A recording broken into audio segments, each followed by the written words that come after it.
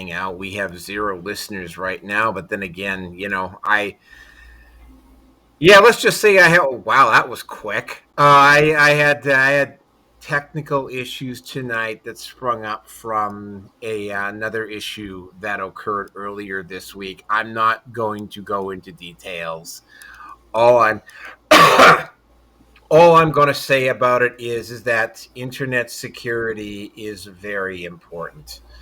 Going to, even though I live in Edmonton, congratulations to the Florida Panthers for winning the Stanley Cup this year. Connor McDavid was not happy at the end of this series. Not going to go into all the sports talk because we don't usually do sports on here. But yeah, that's it. Congratulations to the Florida Panthers for winning. There's always next year, but yeah, Stanley Cup is a very, very difficult trophy to win. In a way, it's even more difficult than the World Cup to win. Pretty much almost any trophy out there, the Stanley Cup is a really difficult. Even just getting to the finals is a bit of a slog. But that's neither here nor there. With me tonight, so at least so far, is Roger Hansen. So, Roger, introduce yourself. Hello, everybody. I'm Roger. It's just the two of us tonight. For those of you who don't know, I have a Patreon, which I never update and never use, something that I'm going to have to seriously take a look at here very, very shortly. I'm stuck at 100, and for whatever reason, I'm stuck at 199 on BitChute, and I just can't go over 200. I had the same issue occur with Bredion at one point. It was stuck at 99 for about 6 weeks before it jumped up over 100. Very, very close at this point. I suspect I will probably I will surpass my YouTube totals. Probably at some point next month, which will mean that I will have more combined followers on all my channels than I did when I was on YouTube. And it only took me about 2.5 years to make up the distance, and it took me about 5 to get to 869 before. Also, for those of you who don't know, I am at, in order of number of subs, Facebook, Rumble, Odyssey, MGTOW TV, Bredion, and yeah, YouTube is bringing up the rear in this particular situation for very, very obvious reasons. I don't feel like having to deal with the YouTube censorship algorithm for whatever reason. So I'm also at Facebook, Minds, Gab, MeWe, Getter, and TLB Talks. So yeah, if you want to find me, I am at those. I'm also at those spots posting stuff up. The topics for tonight. We're actually gonna start out with tech. It's ironic because I put this ahead of a topic that I thought was actually gonna be kind of fun. It would have been more fun if we had a couple more people jump in, but it's just me and Roger tonight. It's like, okay, but topic number 1, YouTube imposing yet more expenses on its users. Topic number 2, Lilly Phillips, a woman with 1,000 men in one day, losing Onlyfans account because standards. Donald Trump ramps up situation in Iran by using bunker buster. G7 events ends uneventfully in Kananakis. Trump leaves early. 5, Tennessee ban on gender affirming care upheld by Supreme Court. And topic number 6, race swapping in Hollywood. We'll be talking about Harry Potter, and of course, one of the absolute worst studio heads in Hollywood, Amy Pascal, is trying to race swap double James Bond 007. And now that Amazon Studios has full control over this, yeah, Amazon Studio. I'm starting to develop some rather strong opinions about Amazon Studios. It's like almost everything they touch just botches.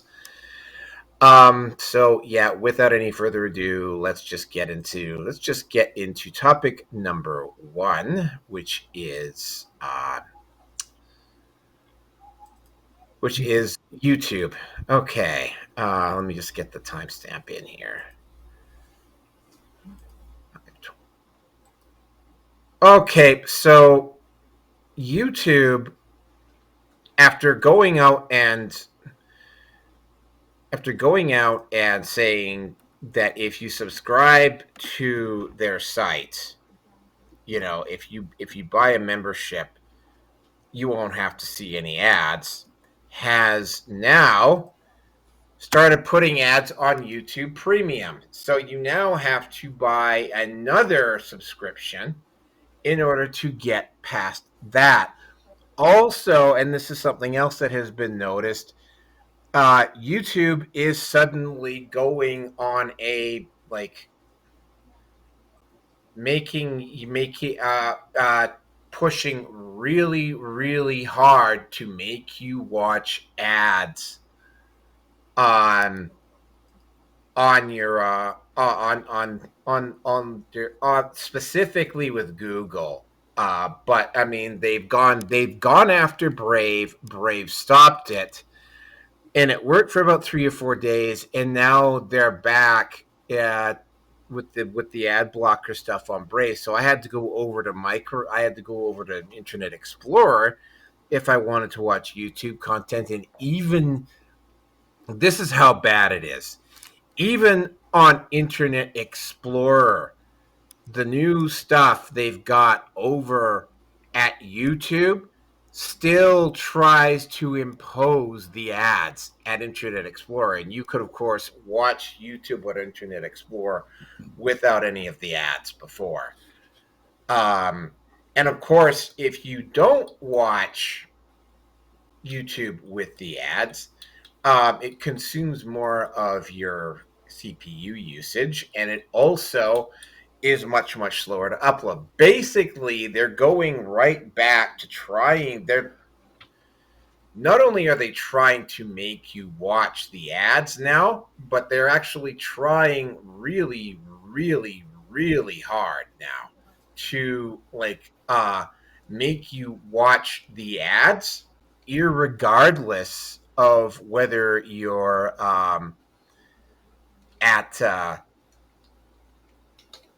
whether you're at or whether you're using Google or whether you're using DuckDuckGo or whether you're using Brave. Like, they're pushing really hard to force the ads on you, like no matter where you go. And to quote Louis Rossman, because I think this genuinely applies to Louis Rossman.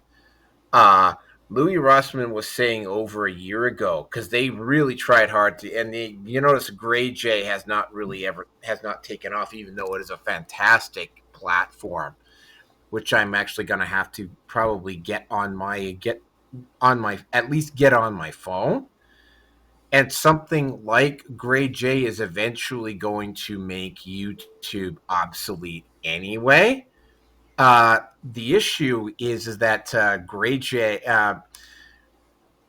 YouTube is acting like a company that is basically going through its couch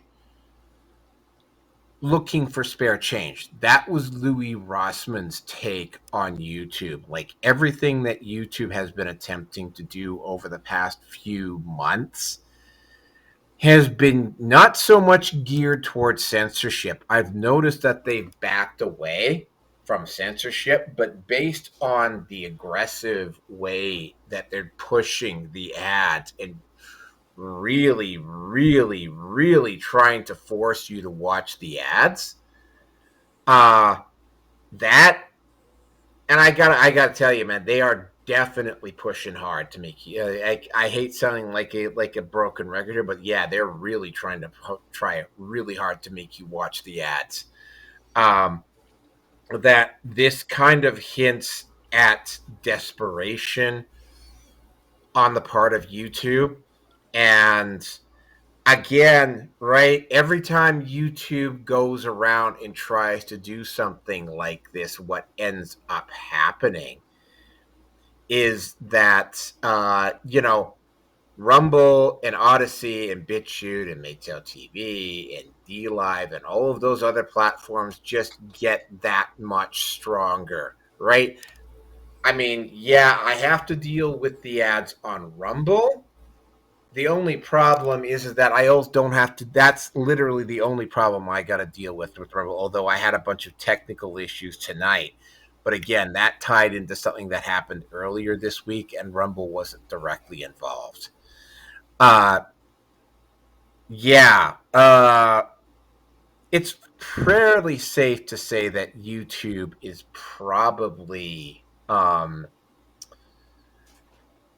again, somebody was saying this back in 2022. I don't know necessarily if YouTube is going to be gone in 5 years, but I mean, they are losing market share at an increasing rate, and they always did have a problem bringing in revenue, and they didn't make their case any stronger by choosing a side politically and culturally, and get being involved in hypocritical blocking and all of that other stuff, and some of the actions that Susan Wojcicki took part in, and the way they have allowed hackers to abuse their platforms and allowing them to take over larger channels.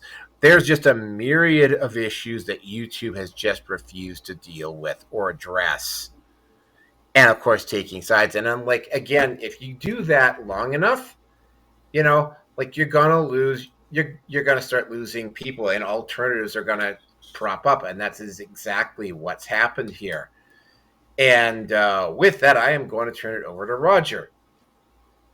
Let me double check, make sure can you hear me? I can hear you just fine. Yeah. Now I've had issues with YouTube for quite some time, and it goes a lot deeper than just all that too for me. I've been on there doing quite a bit of not only live streaming like this, but I've also uh, edited and created my own content before that, um, in a lot of different areas. And I've had issues with their censorship that goes way before even the COVID epidemic. These days, you hear everybody bitching and yelling about the harsh treatments they've been getting because of COVID and stuff. But for me, it goes even farther back. And when it comes to their prices and stuff like that, for me, I see that more in the areas of their monetization. And here recently, I've been doing a video stream series called Untethered, and there's one part of it that has 3 videos that I do. It's called "The Internet is a Scam," and I do that because I wanted to point out freaking a lot of the things that people have been hoodwinked into believing when it comes to the internet. They have this idea that freaking the internet was put out there for us to freely share information back and forth and blah blah blah and all that cool hip shit that freaking they've been brainwashed into believing since freaking the internet came out. And I just point out the facts that that's not the truth. That was never the true intention for internet has always been profit motive. It's always been first of all, it was created by the government through DARPA, which at the time was named ARPA. And then it was introduced to the public. And like, you take a look at the URL, and you need to understand what the the URL stands for, because it's actually an acronym. And it's a resource locator. So you're nothing more than a resource when you're on the internet, and that's the way the internet treats you. So, with that in mind, you take a look at these companies like YouTube and Rumble and X and all of these companies, and you have to understand that the only thing they care about is freaking profit. They don't care about the content. They don't care about anything else. With all of this woke agenda going on, the only reason why they're pushing it is because they are making a profit out of it in some way or another. And then they're going to turn around and tell you that they aren't making a profit. And if that was the case, uh, they wouldn't be doing what they're doing. You know what I mean? So with that, I kind of take it as a grain of salt. Now, what really gets me is this whole censorship thing, where they want to censor everybody, and they blame it on their advertisers. Well, I've done research into this, and I found out that a lot of advertisers who are involved with YouTube and Facebook are pretty pissed off at these platforms because they're not only ripping us off, the content creators, but they're also ripping their advertisers off. So if it's the advertisers who disagree with um, my content or anybody else's content that's controversial, then why is it that they're suing them? You know, why is it that Facebook is right now in litigation with the U.S. freaking court systems because they have monopolized the advertising uh, on Google specifically, but on the internet in general, to the point where they're telling them that they have to break up their businesses and stuff because they're too big to operate. These are the kind of things that I found out when it comes to what's going on with these platforms. So it's really hard for me to freaking really believe anything that they say. And like on my channel, Strange Stories, which I had before I had the Wonderful World of Weirdness, it finally made 100 or 500 subscribers, and that's after a long time of streaming.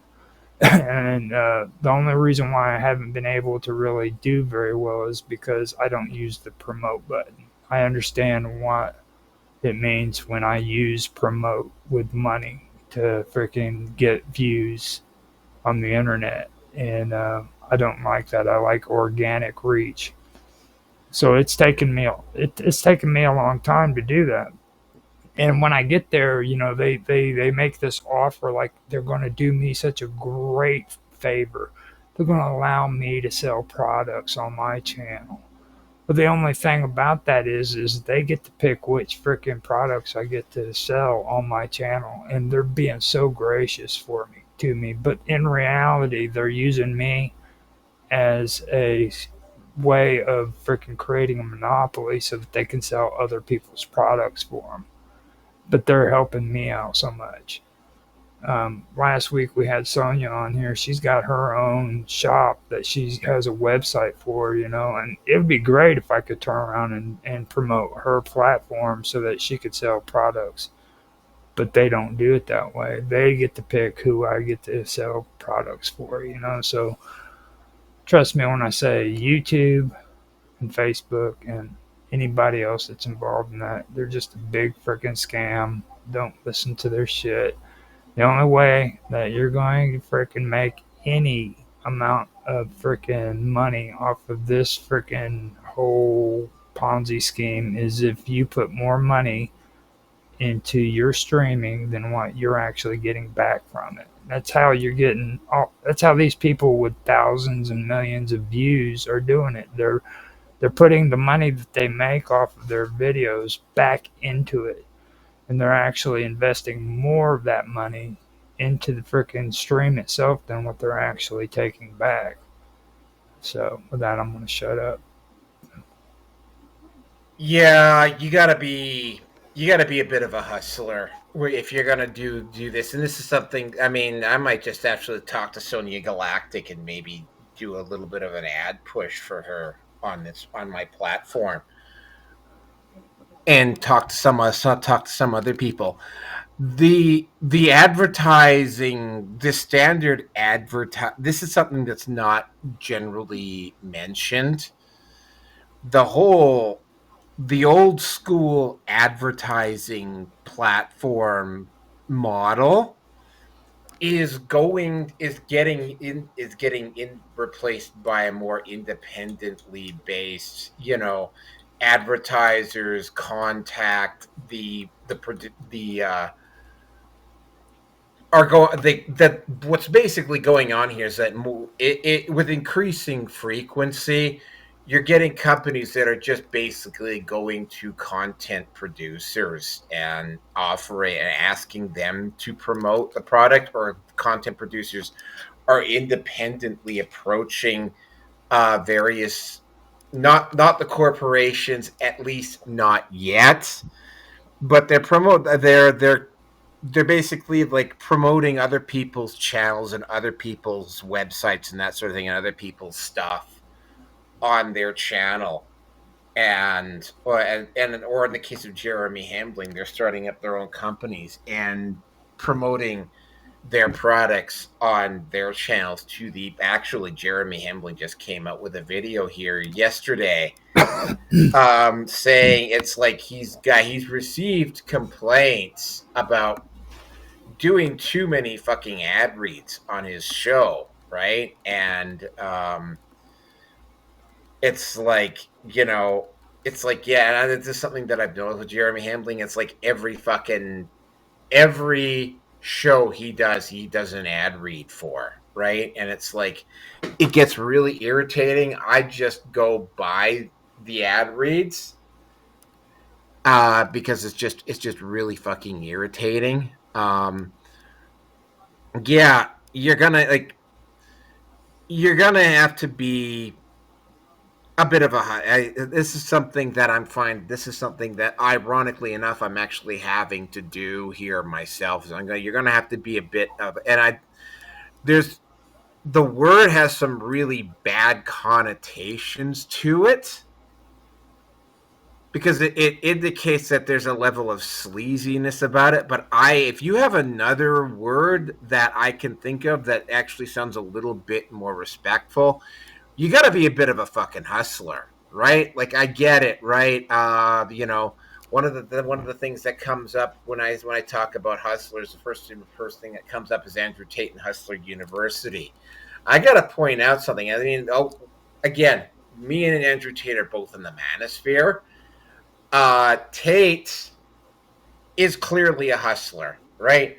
I got to point out that Jeremy Hembling and Steve Crowder and a lot of these people who have their own stuff, that do their own content and whatnot, they have to hustle. They have to go out and look for the advertisers, and they gotta use the advertisers. For instance, on this live stream, like, one of the things I was looking at tonight is that there's about 5 or 6 potential ad revenue places that I can look at. And again, I probably wouldn't be getting that much money, at least not currently. But I mean, I have to start I have to start thinking about it in those fashions. I also have to start thinking about, like, figuring out a way to get the live stream up at Odyssey and BitChute and MGTOW TV and Brighteon, and potentially even get them up at Kick and a couple of other places, and get them up at as many places as humanly possible. You know, and it's like, yeah, hustler has a bad connotation to it, but unless you have another word that sounds a little bit more respectable, right? That's basically, I mean, that is the plan for me. I mean, I'm not planning on becoming a multi-millionaire doing this, But I mean, and it's like I understand it's gonna be a bit of a fucking grind. I mean, you might get lucky, like say Pearl Davis did with her show, and take off really quickly. But for most people, you're gonna have to basically grind and hustle, which means I'm gonna have to like figure out how to market myself and whatnot. And I actually might have to develop this thing called, and you might want to wait. You might want to hold on for this standards. Oh Yeah. no, oh no. Oh, good God, no. But yeah, yeah. I know.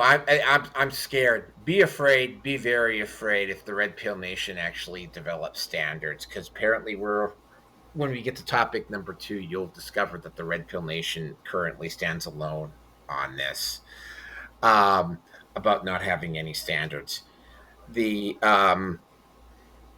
the whole thing is that I mean, if and this is something that I'm going to suggest. And I also, for instance, if you're doing certain types of content, like if you're doing manosphere content, if you're doing red pill content, if you're doing stuff that's critical of what the government is doing, like if you're doing content like that, but specifically with me in the manosphere, I mean, having spoken to, oh, hi there, V, welcome There he aboard. is.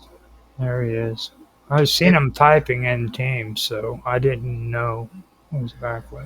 Okay, so yeah, if you're going to if you're going to do that, it's like like the whole thing around the manosphere is what they've been attempting to do, specifically in Britain, is they're trying to scare people away from doing this type of content. The only problem is again, right? There's Hey, too what many you other. doing? Hi V. We'll let you introduce yourself after we finish topic number 1 here. After we I can have you comment on it just after I finish my additional comments here. The whole thing is that yeah, it's yeah, like it's a grind. I'm not gonna lie, it's a grind, but it's a grind that's worth it. But I mean, it's like if you're gonna be a podcaster, or if you're gonna be at some do the type of thing that me and the V and Roger are doing, right?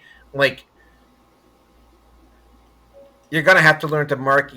I mean, I don't want to start thinking about what is my quote unquote brand. I mean, my fucking brand is me. I don't give a Yeah. shit. Yeah, my fucking brand is me. Like, I don't want to be fucking put into a fucking box. Fuck all y'all in your band. Yeah, I don't want to put myself into a box. But I mean, you know, uh, the only other option, and this is something that I'm finding out the hard way.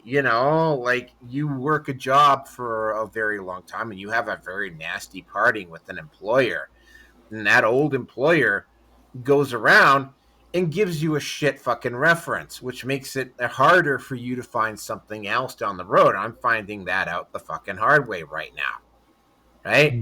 Um, I'm still doing okay, but I mean, it's like part of that process for me is that I now have to hustle to find something else to supplement the money that I'm losing. Because I mean, again, I don't want to go into all the details, but I mean, yeah, this new employer in a way is even worse than the one that I just left. So, with that in mind, the topic number 1 was YouTube imposing yet more expenses on its users. So, if you want to comment on it, and then we'll move on to topic number 2.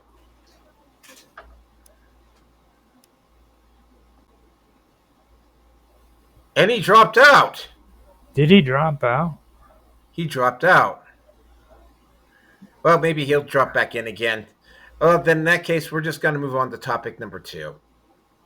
If he jumps back in again, he jumps back in again. Here he Okay. comes. Here he comes. Here he comes. Hold on. Give him a sec. Okay. I'm sorry. I really hate iPhones. He's, we got you. But this is what the little lady always gets. Well, I don't know anything about the YouTube thing, but I you were talking about how the manosphere was just like doing things. I just wanted to add in something I've seen lately. I don't know. You may have posted it. Somebody posted it, but over in Japan, Oh, I they're covered having that already. Yeah, I covered that. yeah, they're doing duels, like challenging. Like, if a woman disrespects a man, that's a challenge to a duel. I like that. It's Oh cool. yeah. Oh yeah. That's really interesting. Again, right? It's I was thinking of Japan also has the first country to introduce a bachelor tax. It's not a tax per se, but it's a fee that gets added into your insurance costs if you're a single unmarried man. Uh-huh. So it's not a tax, but it's a tax, right? Right.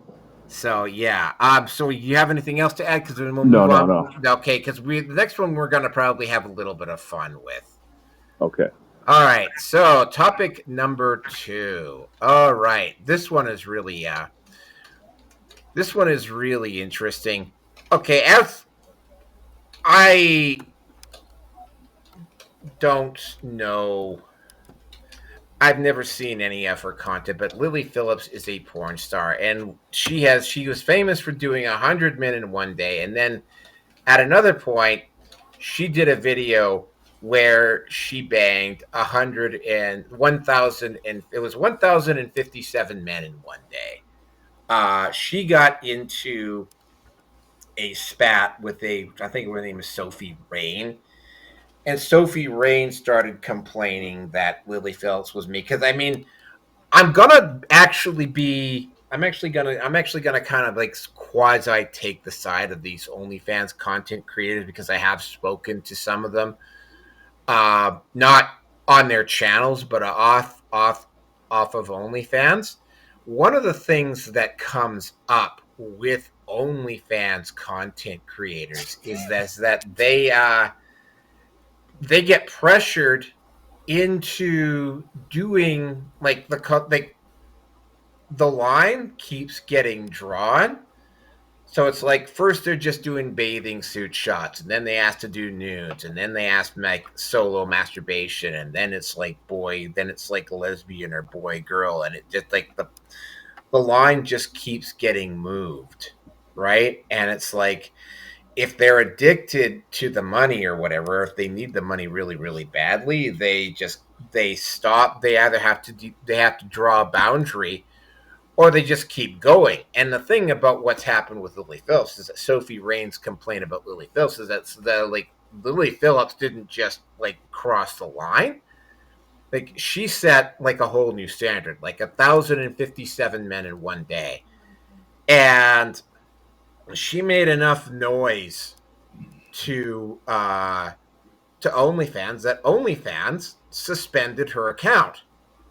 And it was like, and my first response to that was, I guess, like, so I mean, apparently, OnlyFans does have status because there's been all sorts of like, first of all, I did not know this, but the actual owner of OnlyFans is looking to sell his site, sell it off, right? Because I think he realizes that this site is maybe on the potentially starting to go on the downside of its popularity.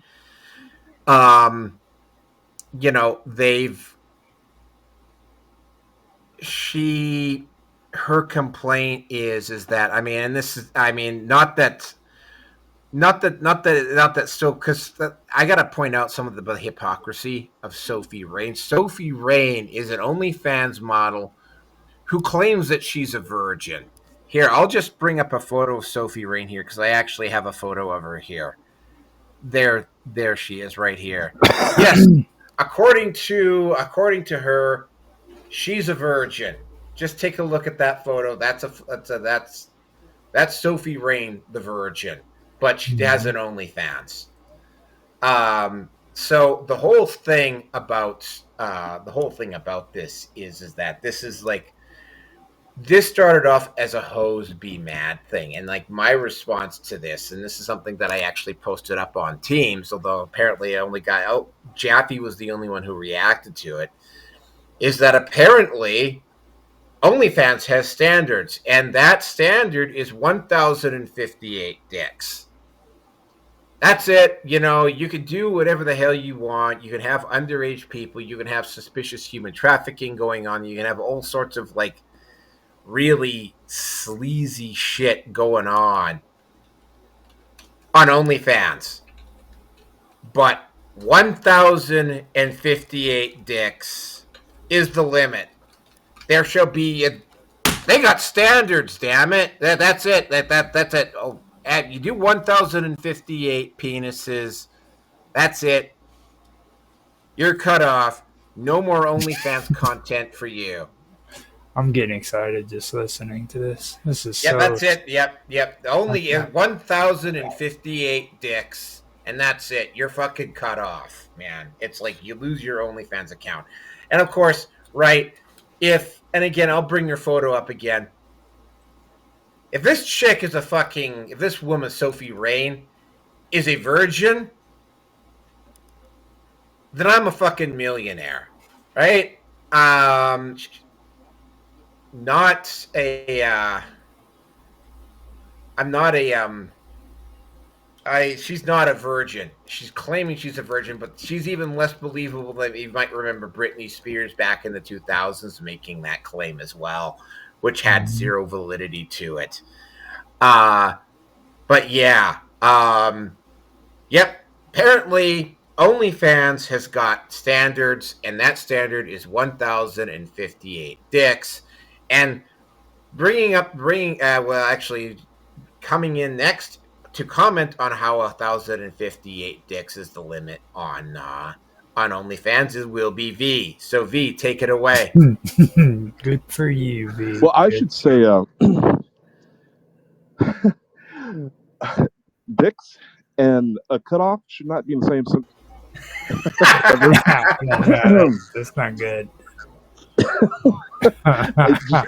You're like programming my brain, my subconscious. I'm thinking like, hey, this is wrong.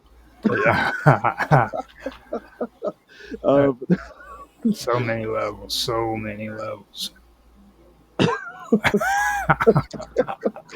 So, but I'm not getting it. So, what's the virgin complaining about? Oh, I think here's the thing. Oh, Sonia, welcome aboard. You can go have welcome, Sonia. You welcome aboard. Sophie Rain was complaining because, and I was saying before, when it comes to thank you very much. Thank you. What was complaining, and this is something that women who do OnlyFans do, is that they get pressured to take it further and further and further and further and further, right? I get that, but she's a virgin, so she's not doing anything. Is she mad she's not making as much money as the other one? I know this is. I think to quote a couple people I saw on YouTube who were commenting about this, I think this is hoes be mad. That's just that was just literally the unofficial conclusion about this. Could you elaborate a little bit more on hoes be mad so the viewers understand exactly what that means?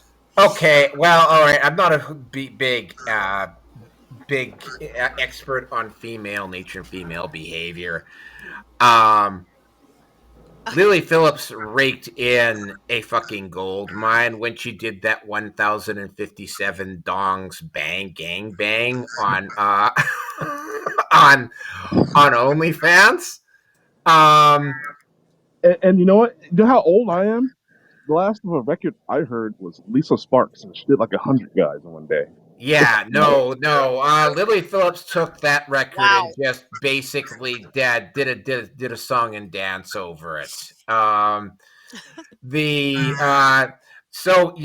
She raked it in. And here's the thing, right? It's like, and I'm going back to the beginning when women go on OnlyFans, they get some. By the way, somebody needs to mute their mic because I'm getting feedback. Okay, thank you. When somebody does this, OnlyFans models get pressured into doing a little bit more and then a little bit more and a little bit more and a little bit more. And it's like some women just basically that do OnlyFans have told me about this, and like their response is that they had to put down a boundary and go, that's it, this is a line I'm not going to cross, no more. And it's just like a life cycle, right? They get to a certain point, they peak, and then people just get used to seeing them. So they have one choice. They can either take it to the next level, or they start to lose because people just get used to, like, I mean, they've seen it all from her, right? So it's like, yeah, and so their numbers start to go down. But this isn't limited to OnlyFans. That's been the adult industry like the whole time. Yeah, I know. Yes, yeah, that's true. But I mean, this is the issue, right? Like Lilly Phillips, like just took the standard and just like blew it out so fucking far that it's like, I love when you talk, dude, because like you said, she just blew it out so far. Well, I mean, she took those. That's why Roger's getting all excited. I'm getting excited, dude. And then like the only thing he hasn't said yet is like freaking it's stiff competition. You know what I mean? Like, oh, it's stiff competition. All the women have to now equal up to this stiff competition and get hot and sweaty and wet. Yeah, okay, yeah. So it's like she crossed the line, and then she set the bar so far out. It's like now, and this is what Sophie Rain's complaint was. It's that now all the other women on OnlyFans are now being pressured to do something like that too, to basically to match up with. I guess so. It's like, yeah. So yeah, hoes be mad, right? What Sophie Rain was saying is that what Lilly Phillips did is put a lot of pressure on a lot of the other OnlyFans content creators to take it not only to the next step, but to actually take it as far as she's taken it. And it's like, yeah, no, I mean, like the overwhelming majority of women, even in the adult industry, will not engage. Like, I mean, like, you'll see some of them do gang bangs, but it's like they don't usually have more than like 3 or 4 guys at one time. But I mean, it's like that's still a lot. That's still. I mean, well, like, again, right? Having spoken to some of them, like, they talk about doing that. It's like, I mean, at that point, it's not even just about the sex. It's just work, period, right? Yeah. It's not even about the sex at that point. Like, it's just a grueling marathon if they have to go with that many guys, and that's just 4 or 5, right? And it's like, yeah. So it's a very that's the thing, right? Sophie Rain is pissed off at Lilly Phillips because Lilly Phillips they not only took it to the next level, but she took it up probably 5 or 6 levels, and it's going to. Something that I think they should do. I mean, I understand if you don't want to be a slut with a body count, but yet you still need to make money. They have these like life dolls, these like realistic, like dolls.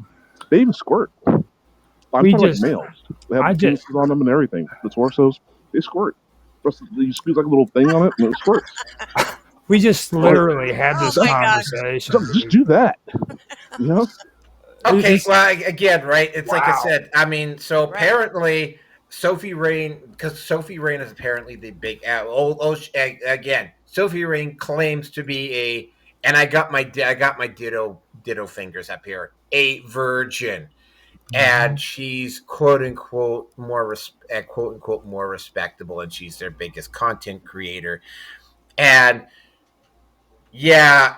This is a hose be mad thing more than anything else. But yeah, I mean, I'm not going to take Lilly Phillips' side on this, but yeah, like, I know enough about what goes on with camming to know that there's constant pressure on the women to take it to that next level, right? And they have to. And who's this chick on the screen? Like, that's Lilly Phillips. I'm getting ready to take my shorts off. I'll be right back.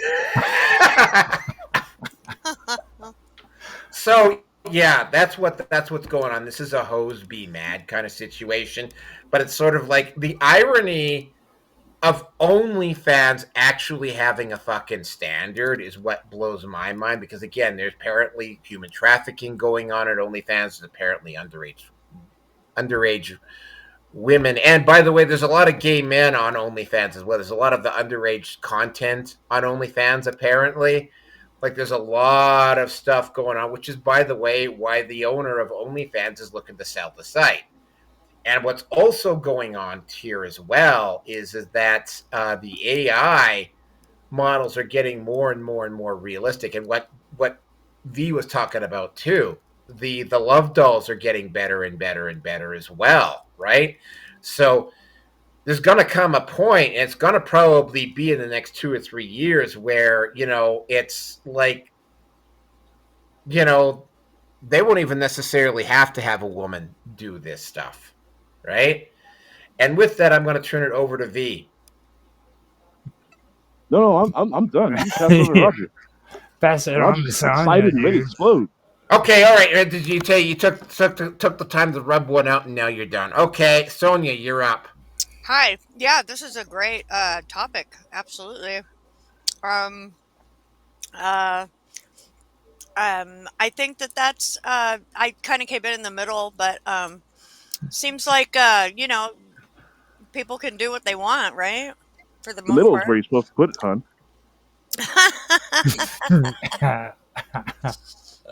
That's what they say. Okay, that's what they say. But I mean, you could kind of put it anywhere, I guess, right? Well, I mean, Depends on your body type. there's like so many holes, and I mean holes, not like hose, holes. Hold on. Yeah, so apparently, OnlyFans now has standards. That standard is 1,058 dongs. So the Red Pill Nation stands alone for not having any standards. Continue, Sonya. Wow, that's really something. Yeah, that would, it seemed like a job after a while, right? That's kind of all I guess I should add. Uh-huh. All right, Roger. Let's hear your feedback. Well, first of all, when you go in on OnlyFans, this is what I was saying about me wanting to get on OnlyFans. I can't get on OnlyFans because of photo verification, because my beard causes an issue, and I would love to be on OnlyFans, and the only reason why I can't do that is because I have a freaking beard on my face. Now, if I took that off, I could get on there, but I still wouldn't be able to make no money, because that when I get in there, I'd have to like dress up like freaking Laura Croft and freaking sit in a swimming pool with markers so I can mark all over my body and freaking for everybody who tipped me. And then after that, I'd have to get a mic, 2 microphones, put them on both sides, and then I have to lick on them and go like that for ASMR. And then after that, you graduate. You'd have to pull a full amaranth. Yeah, you see, and I would have to literally do all of that, and then after that happens, the stakes get higher. So I have to get a dildo that freaking people can push a button on their computer and it cause it to work. And then a bigger black dildo. Yeah.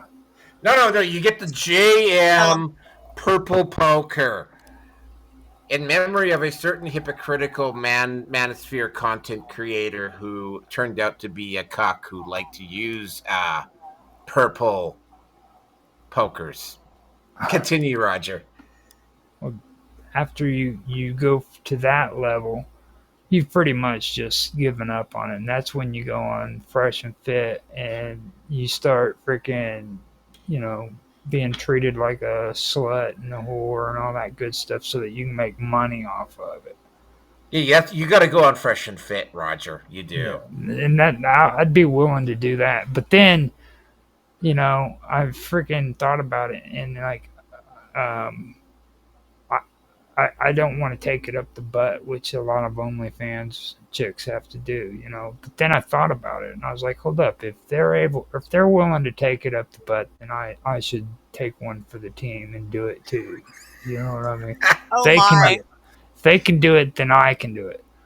Now I have to be careful when I talk about that because last week I made some comments, and About gay dogs. Yes, I I remember. I lost 24 freaking followers on freaking Kick because of that comment. That's the only reason I can think of. So, like right after that, I went on Kick and bam, they were all gone. So I'm figuring they were probably the gamers that are on there.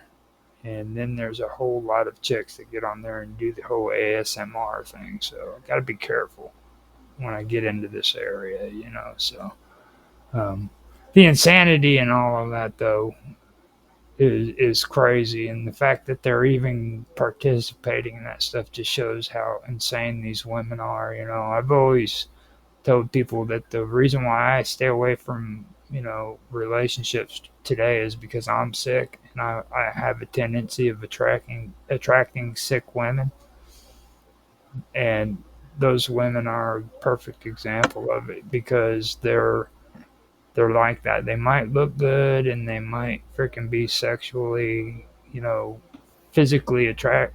You might physically be attracted to them, but trust me, as time goes by, they're going to get crazy and they're going to eventually try to kill you. Oh, and the wall comes along too. Yeah. Oh yeah, no, there was a video involving Lilly Phillips here. It came out very recently. There was a Manosphere content creator who was on the show with Lilly Phillips, and he literally would not even like touch Lilly Phillips without putting gloves on first, and he did it right in front of her too. And it was like, wow. Like, I mean, me personally, I mean, I understand where that guy was coming from. Like, would I actually go there with a woman like Lilly Phelps after knowing what she did? No, right? Here's the thing. I've actually done a video as to why high body counts are not good, right? And it's not just about social, it's not just about STDs. It goes way beyond STDs. It goes into a matter of loyalty. It also goes into the matter of the fact that, a woman with a high body count, statistically speaking, she is going to have been with guys that and this is something that has happened to me. I literally was with this one woman, ironically enough, when I was living in Banff, and I was getting along with her just fine. And like, what's this guy she used to fucking sleep with? Like, literally came up and fucking threatened to kill me if I didn't stop seeing her. And it's like, I went back to her and I went like, why did you not fucking tell me about this guy? Right? Like, and it's like, I mean, I had to make a decision right then and there, and I had to go like, no, man, sorry. Like, I'm not like, I mean, I like getting laid as much as the next guy, but I'm not putting my fucking life on the line to do it. Right. And I really don't appreciate the fact that you, like, I mean, she said that it was like the guy was unstable and like I had to leave him because he was getting weird and stuff. And it was like, yeah, he's getting fucking weird. Now you fucking know. Right. But you should have fucking mentioned something to me about this guy. Right. And it's like, oh, and you think there's just, I put it out. There's like 14 or 15 reasons. STDs are just one of those, but they're not they're not the only ones. It's like, yeah, there's a lot of reasons why you need to avoid, like, women with a high body count are not necessarily a good thing. By the way, there's also reasons why you need to be avoiding guys with high body counts too. Those reasons are going to be slightly different, but there's also there's a good reason why you avoid men with high body counts as well.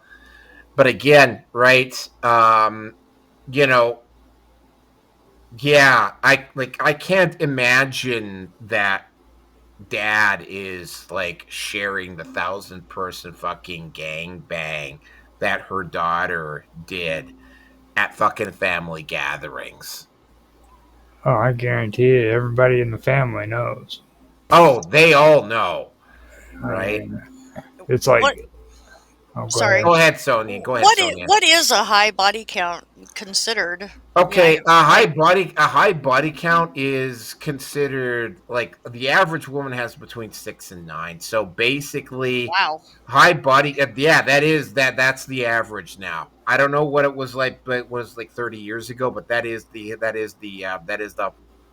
average, and it's been going up steadily. Anything into double digits is considered high. Damn, that's good. Freaking, that's a good workout. Yeah, any. Oh, did I make Sonya leave? No, it's probably the same issue that V had. Don't worry about it. She'll be back. Okay. She got pretty curious about the high body count, so I'm sure she's not gonna let that one go. Well, it's the high body count issue is, I mean, it is a concern with women as well, with guys with high body counts. Oh But I yeah. mean, I did a video. Hey, I'll have to I can tell actually. you. I can tell you my significant other. She's had like one or two boyfriends in her entire life. When I tell her that my count is up in triple digits, yeah, she calls me a man whore. Yeah. Yeah, I get shamed all the time. Mhm. So yeah, Okay, yeah, women. I'll find it off. I'll find the video here on. I did a whole video as to why high body counts are not a good thing, and it's got STDs are like ST. Oh, there it is. 14 reasons why high body counts matter. Hold on a second here. I'm gonna get. I'll post the YouTube one up, and it's yeah, it's no, it's STDs are just the surface issue on this. There's a lot of reasons why high body counts are an issue, and yeah, high body count is more or less. It depends on it. Also, this is thing. There's not an actual like hard number. What I have noticed is that anything going into double digits is considered high. Anything going up, once you start getting up, and by the way, I will point out that I did a rough estimate on this 2016 when when things occurred with her back in the day. I estimated her body count was somewhere around 18, 19, right? Like she was up there. Like she wasn't really up there. Here's the thing, right? Even 18, 19 is like that's a lot. That's a lot. And as I'm saying that, there's more than a few. There's a substantial percentage of women in their 20s and 30s that have body counts way in excess of that. So yeah, this sort of thing, it doesn't necessarily. It's Yeah, it goes beyond just matters sexual and goes into like mental illness, the mental state of mind of some of the guys that she's picked, the mental like I mean this is something like I mentioned a bit about that one ex, the one guy that this one woman was doing, and the guy threatened my life. There was another guy, he got involved with a woman he didn't know about his wife's body count, and they went to this one place this one time, and this guy was this asshole that she used to be with was there, and in front of her started insulting her, and basically trying to rib this guy into, and a fight actually did break out over it because he was like visibly trying to insult this guy about his wife's body count in front of her, right? And a fight broke out. So yeah, you've also got, and yeah, I've also encountered this one. No, I haven't encountered this one, but I know a guy who had to. Um, he talked about how his son and daughter discovered that his wife that he'd been with for a long number of years, had used to be in the adult industry, and there was a very, very awkward conversation that he had to have with the kids about it, right? And it was like, yeah, your mom did that when she was younger, right? And it was like, you're gonna have to like. So yeah, it goes beyond just matter sexual. Sorry, Sonia, if we scared you away. That just happened to be the topic. So yeah, has anybody else got anything more to add on this, or can we move on? Well, I don't think that Sonia was scared away from it. She might have had some issues. She had some issues earlier when she was on Censorship Sucks, and she had internet issues. Hopefully, she didn't get scared away.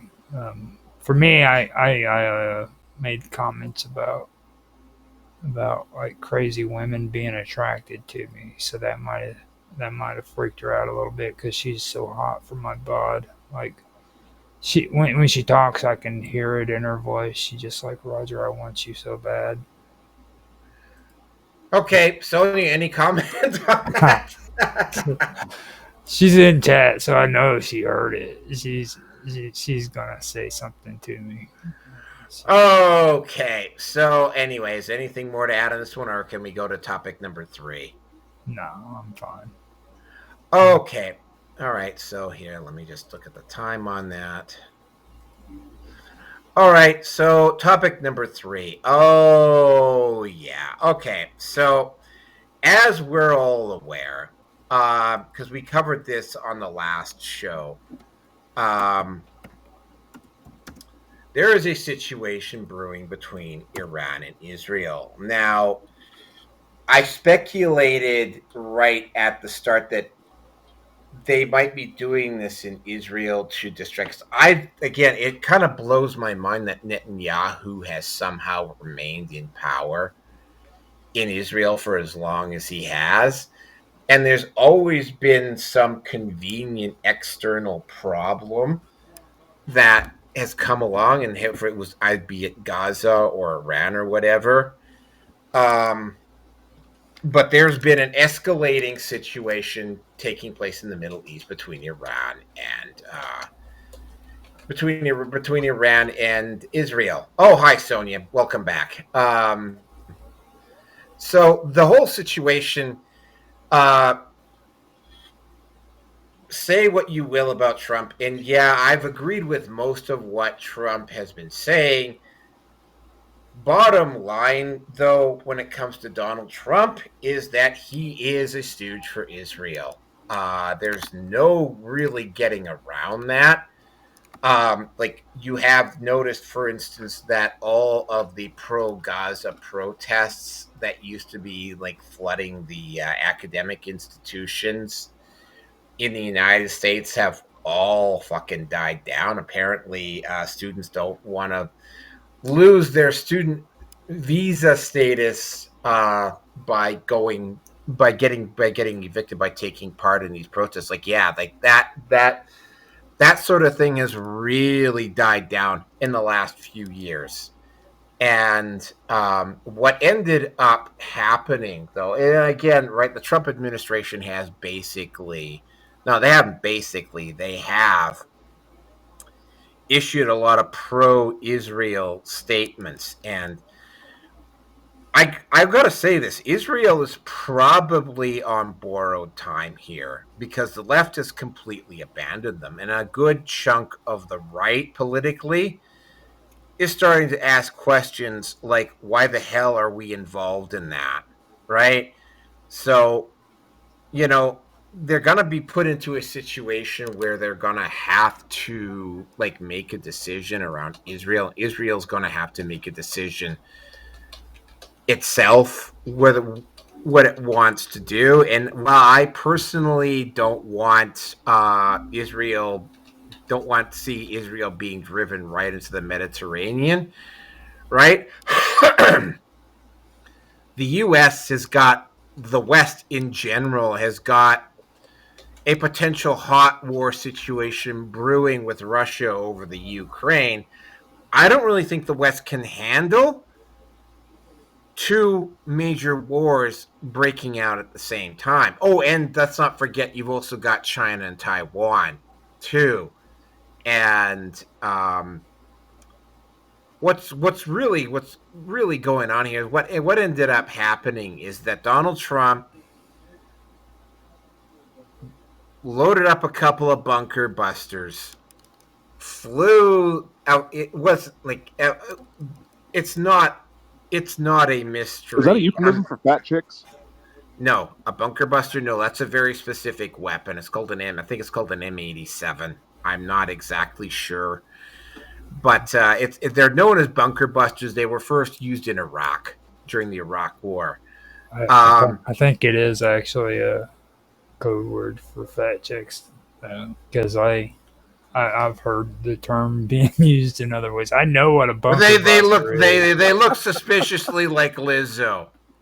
I'm just saying I do Well, because know. they'll crash your they'll eat you out of house and home, and then the only thing you got left is your bug out bunker, right?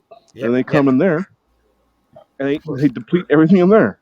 Don't get me started on my conversation. You remember me telling you about the chick that I freaking brought to my apartment, and all she wanted was freaking like cheeseburgers from Burger King, right? Remember that? Nope, I don't remember that. Yeah. But, well, I was living over in Evansville, Indiana, and this chick freaking lived over in Kentucky. So I went and I picked her up and I brought her back to Evansville and we hung out for the weekend. And all she ever freaking wanted to do was go to Burger King and get freaking fast food.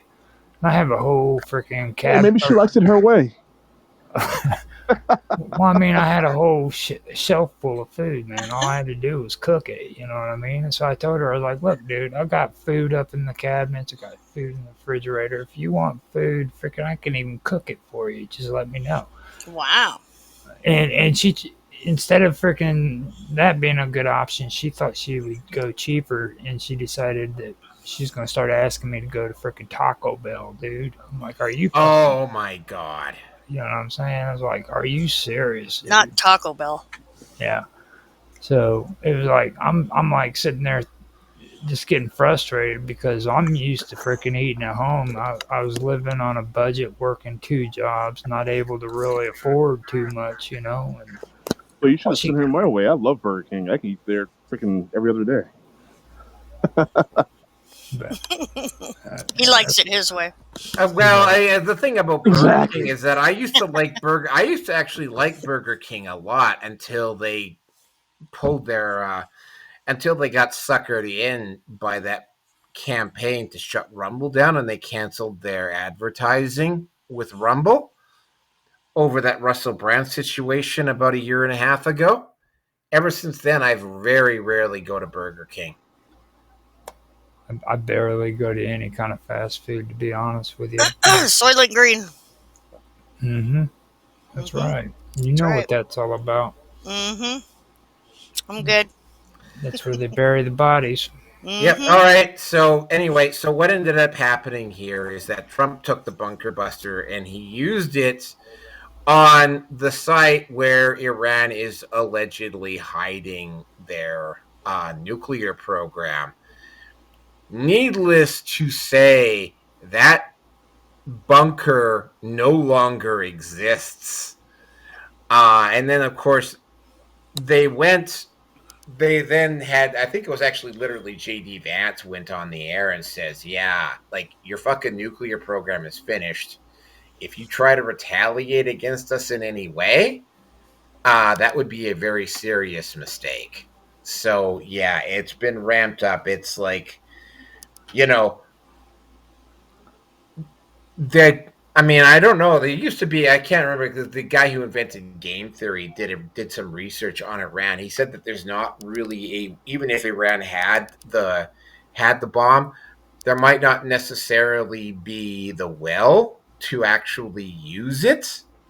But I mean, it's like, yeah, talk about potentially making the situation even more tense than it already is. Also, I mean, you gotta keep in mind, like, I mean, Iran is not completely fucking blameless here, right?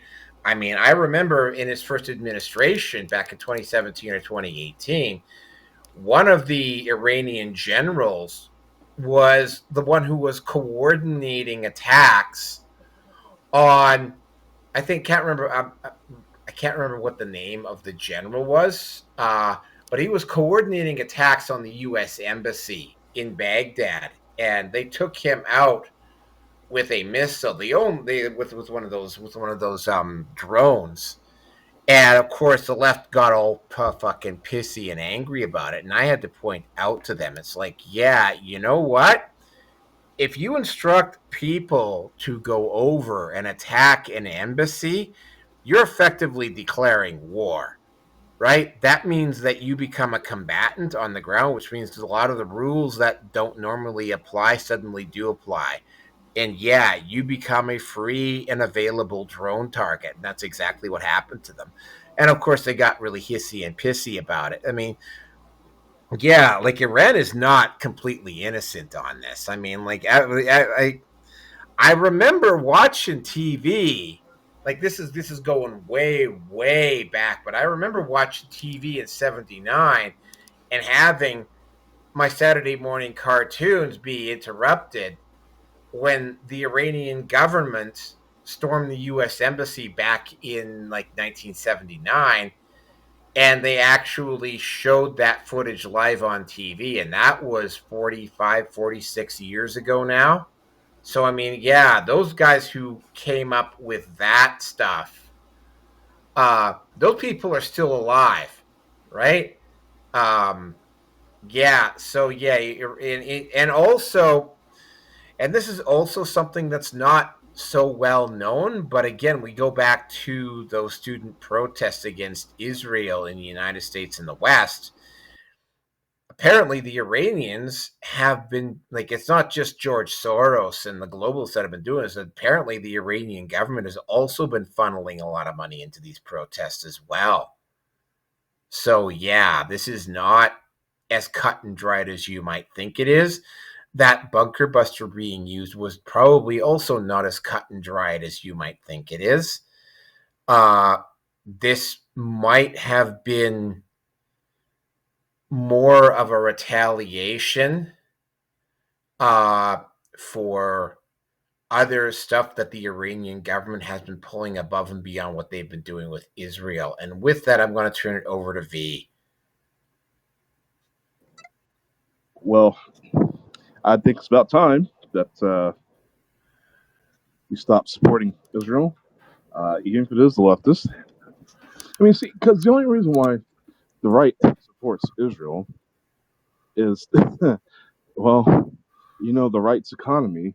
All their ideas are based on oil. You gotta get that petrol dollar, right?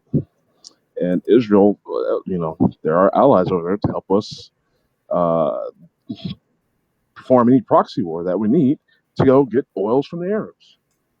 I mean, that's basically the main reason. So now, anything else outside of that, I couldn't tell you. The liberals, if they're starting to get their crap together and realizing, you know, we as a country are doing things that we're not supposed to be doing, well, that's a high sign. And that's all I have to say on that. So, All right, Sonia, you're up. Oh, by the way, I have posted up the high body count link in the live chat. Oh, cool, fantastic. So yeah, I kind of missed all that because my internet is a little bit retarded apparently. So I really, I don't really have a comment on the political type of thing.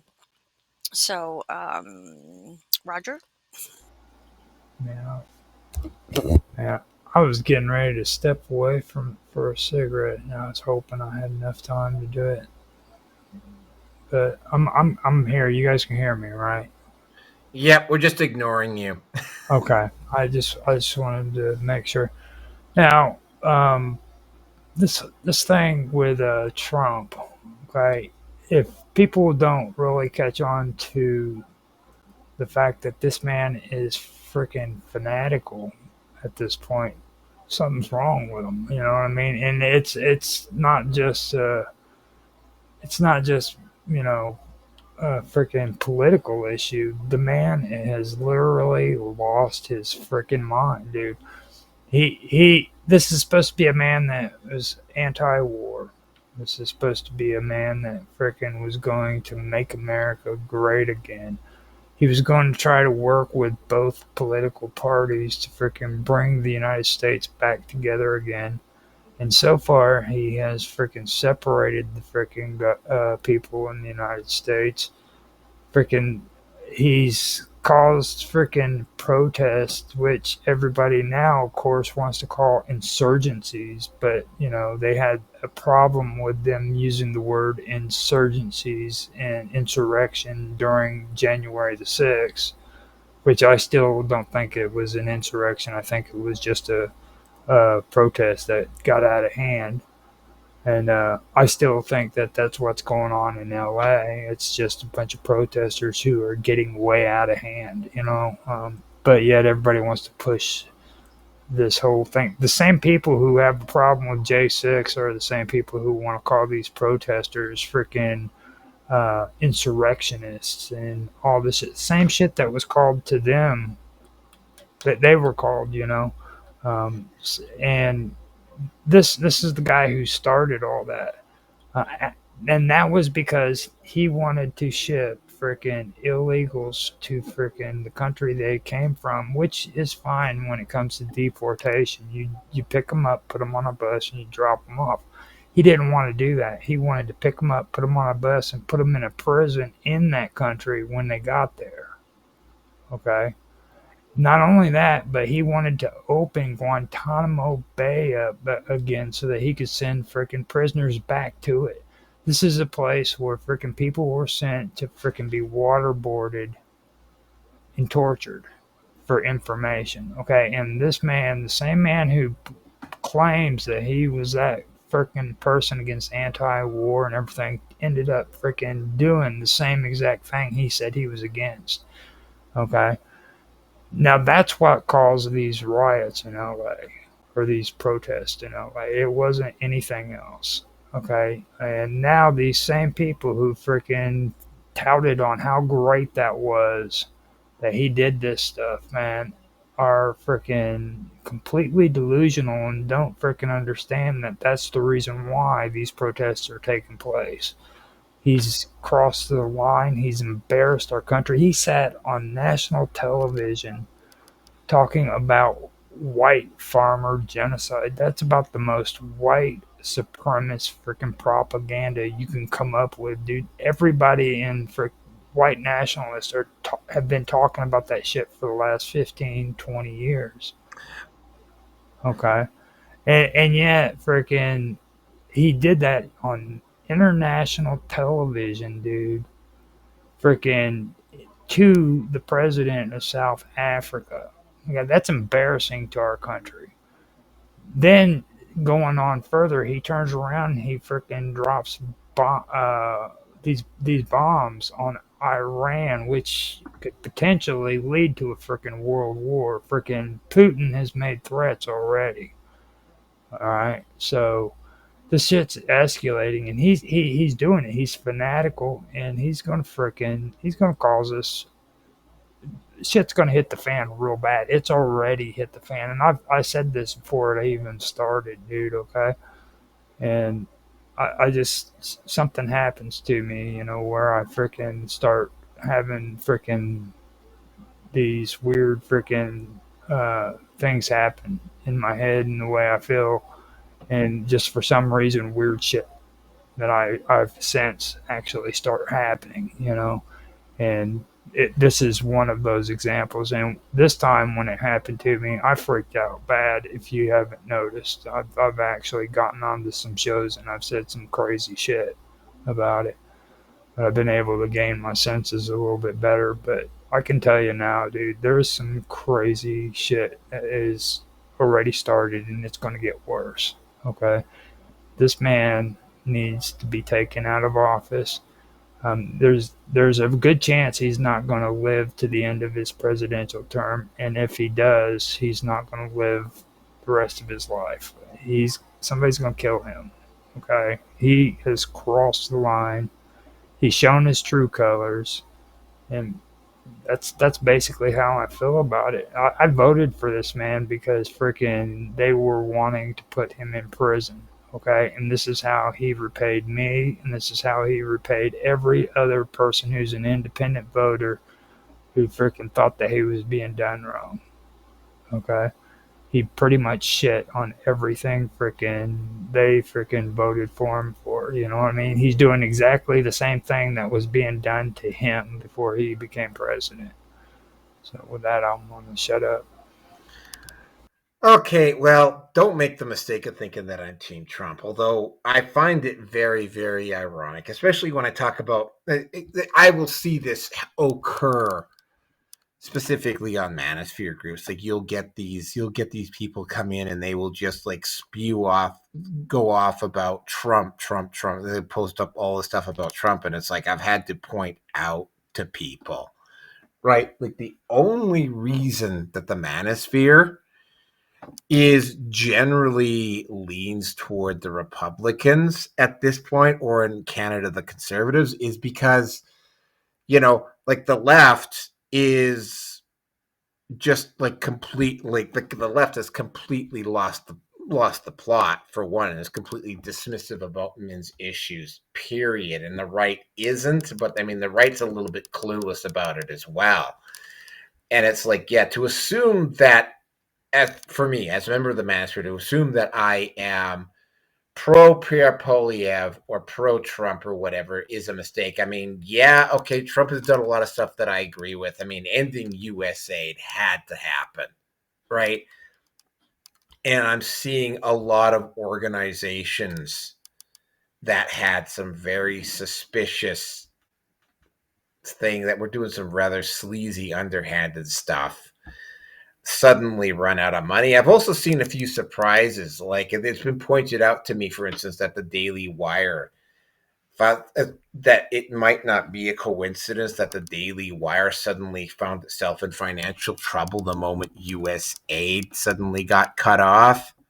You know, kind of makes you wonder about that whole concept of controlled opposition. Uh, I'm going to go with the Sam Tripoli take on Donald Trump and just call it the ceremonial switching of crime families, is probably what I'm going to call the situation with Donald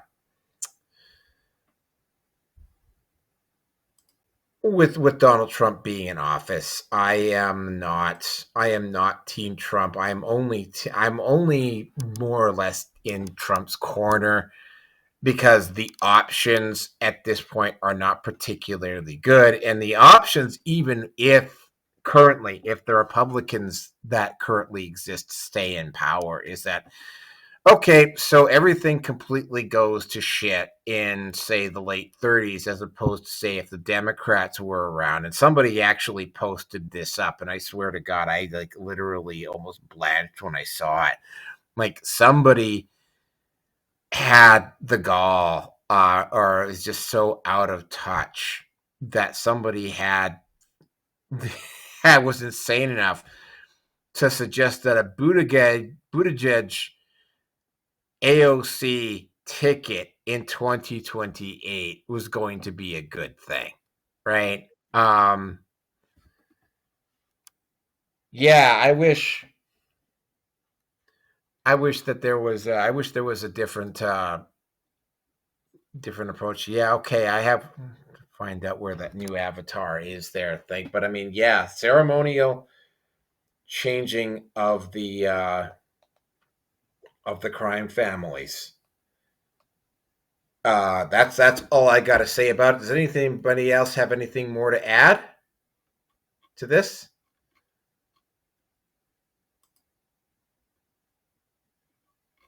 Anybody? Anybody? I agree.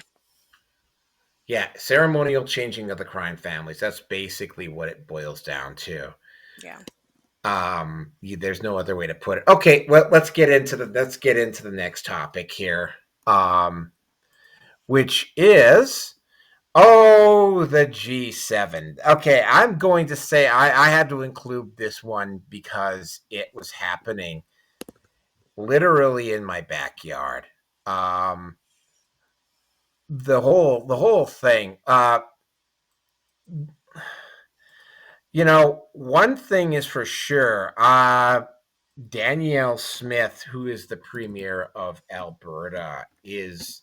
I mean, while I think it is a very good thing that she has a cozy relationship with Donald Trump, it's starting to look like maybe that relationship with Donald Trump might be a little bit too friendly, if you get my meaning.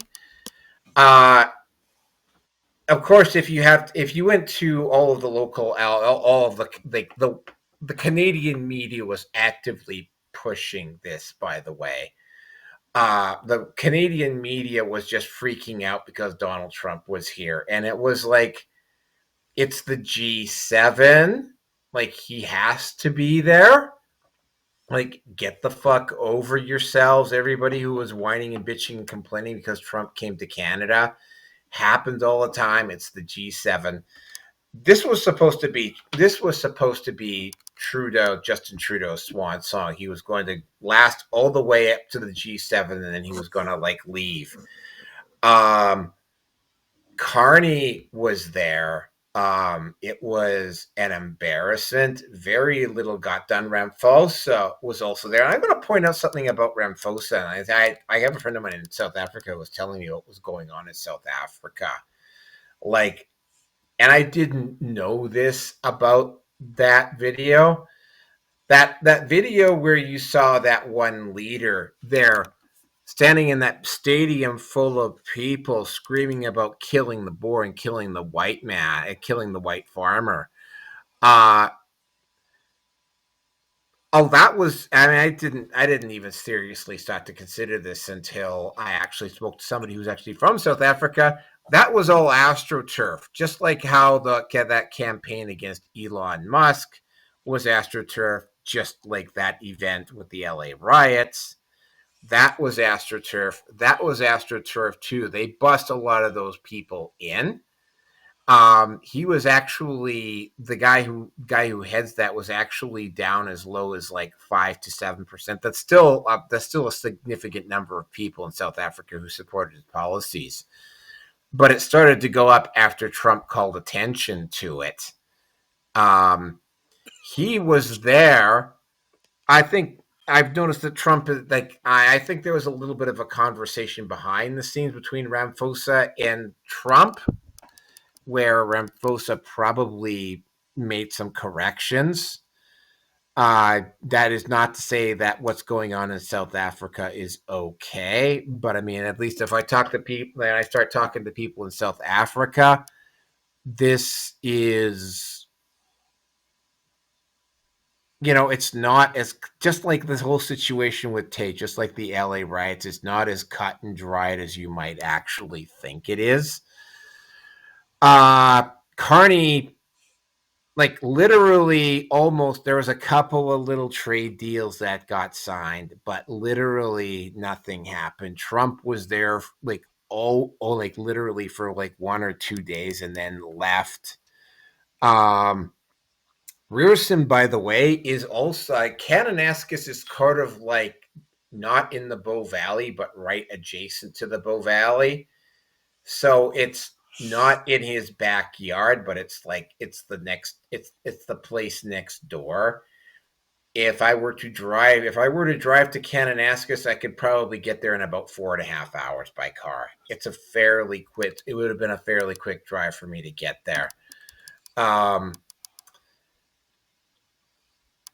Just like it was, the whole event ended up being a big nothing burger. Carney, and I'm going to point this out about Mark Carney because it's really starting to look like this is the case with Mark Carney. Carney is like acting like he's got one province, the province that I currently live in, that is on the verge of separating, and he does not seem to want to, in any form or fashion, even attempt to address the issue. Uh, that is somewhat concerning. Nobody at the G7 conference actually mentioned the fact that they were meeting in a province that might not even be in Canada in a year. And that Mark Carney has like literally not even so much as lifted a finger to do anything about it. At least not officially anyway. I will point out though that Carney has literally brought in same versions of the bills that Trudeau did. He's renamed them and he's reshaped them a little bit, but they're along the same lines with what's going on in Australia with all of the other Commonwealth countries in their censorship. And yeah, it's not it's yeah, it was a huge nothing burger. I saw some of the content of Trump showing up, like massive, major security for him. Obviously, he didn't. He obviously didn't ride on the road didn't take the number one. He got off. He got off the plane in Calgary, which, by the way, does have a U.S. Consul General at it. Uh, went over to an aircraft and flew out to Kananakis. And by the way, they picked Kananakis because it's a secure location, right? There's really only kind of like one way in and out of there. And yeah, just a huge nothing burger is what came out of it. It was anticlimactic. I'm going to go so far as to say that based upon some of the other stuff that I've seen, that I mean, like the leaders and most of the political leaders in the West and in the world in general seem to be absolutely clueless about the needs or the concerns of their own citizens. And by the way, at this point, that would probably have to include Trump. And with that, I am going to turn it over to V. You know, the the significant other, she has family in Canada, and well, gonna have to visit there one day, probably one day soon. So I'm gonna just not criticize anything about Canada until after I've made my visit. So pass it along. Sonia.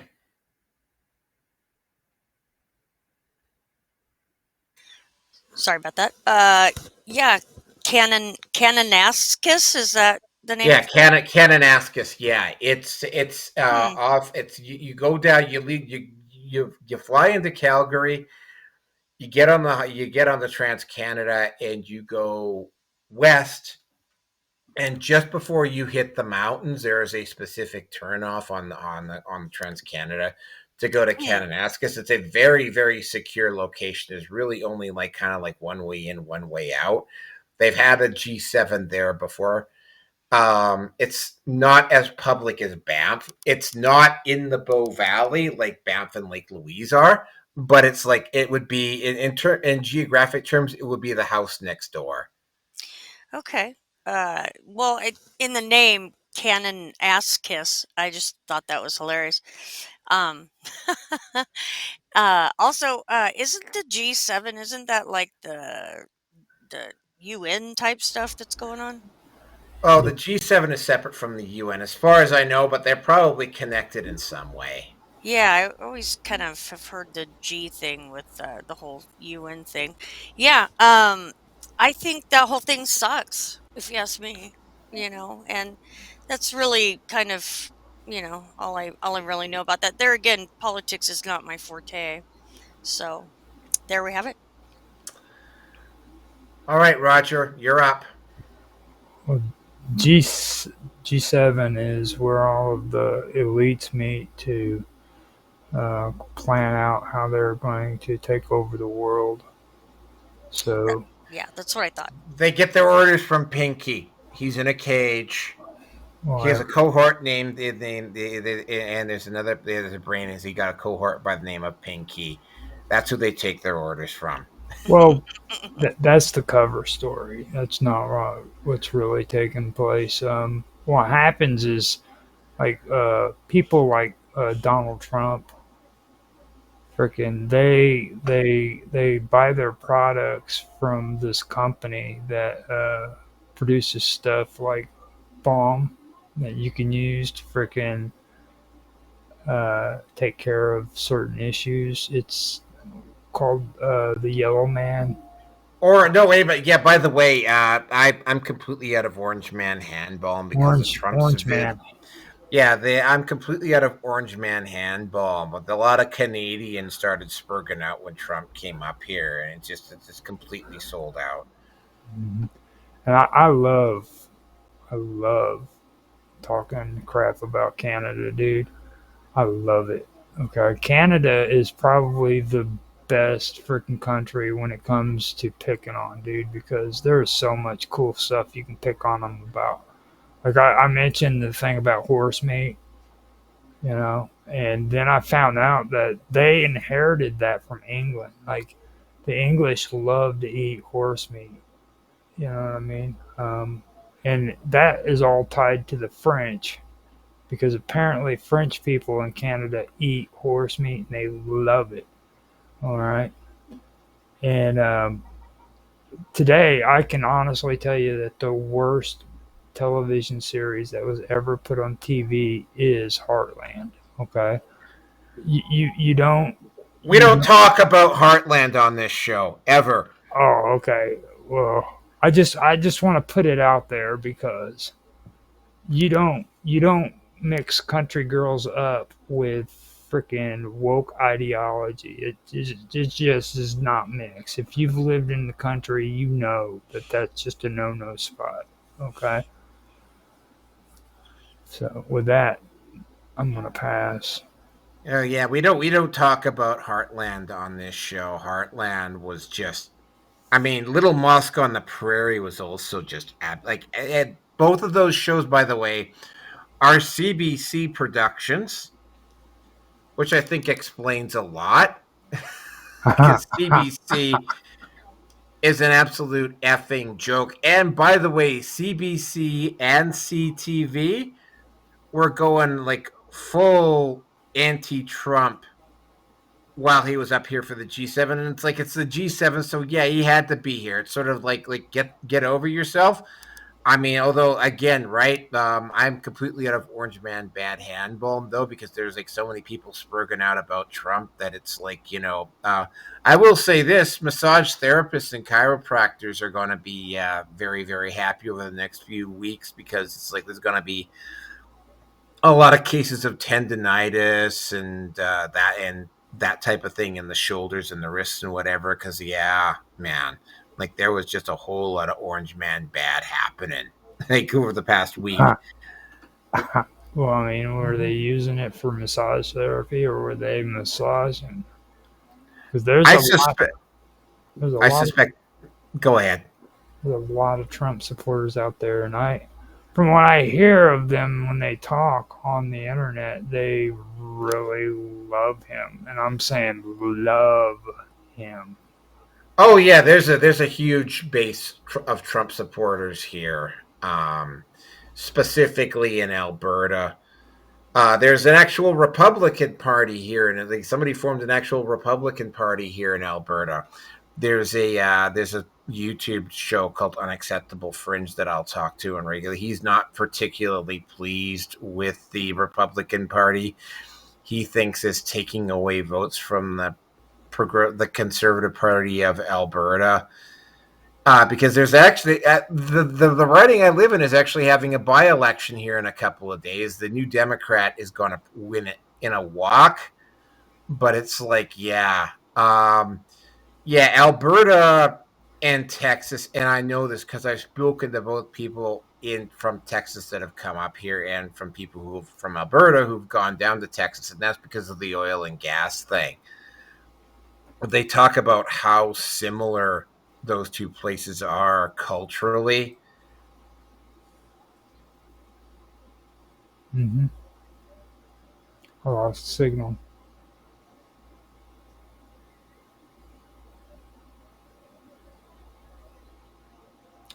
Oh, hold on. I think Naroki muted himself. You're muted, Naroki. Oh yeah, I'm back. I'm back. I don't know what the hell happened. All of a sudden it dropped and then it put me back in. I don't know what the hell happened. But Oh, okay. it's not.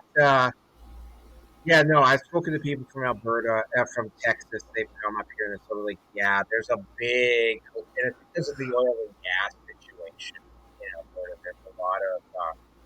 There's a lot of U.S. investment, particularly up in the oil patch. Again, though, thanks to a certain former fucking prime minister, though, that investment has been disappearing over the past few years. Not a lot of people in Canada are very happy about that, and of course, Carney has not done anything to improve the situation, even though he knows for a fact that there is a very strong sentiment.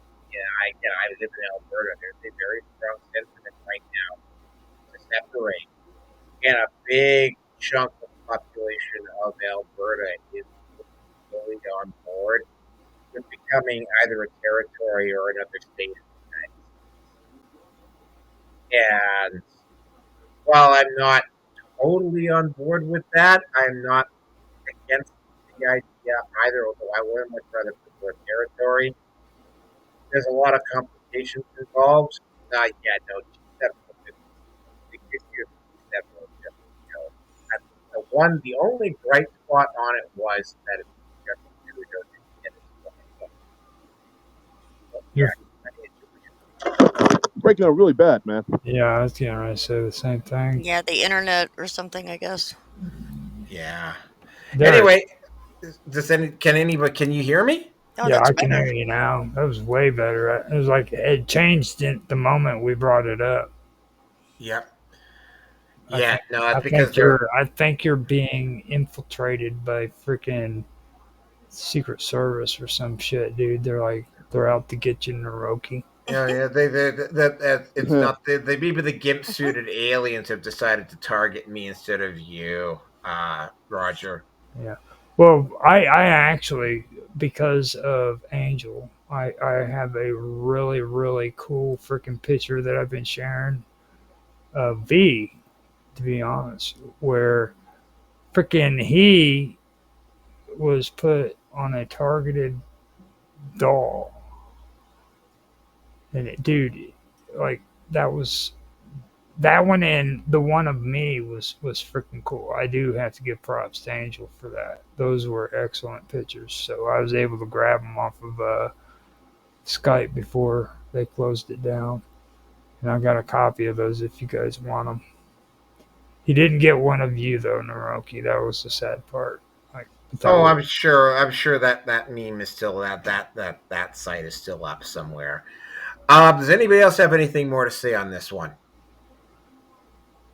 well, G7. First of all, what exactly are there? Is that more of of like a business model kind of meeting where they talk about business, like, or is it more Well, political? it was the political leaders of the U.S., Canada, Britain, Germany, Italy, Japan, and France all got together, and they had it every single year. Um, Joe Biden did some rad. There was one photo shoot where like literally Joe Biden. This is his last year in office. Joe Biden like literally just like there was a group photo, and Joe Biden literally just started wandering off, and it was like the prime minister of Italy had to go grab Joe Biden and like bring him back in because like Joe Biden was so out of it, he didn't even know he was in a photo op. And it's been just like the last. This is the first G7 that Trump's been at since 2020.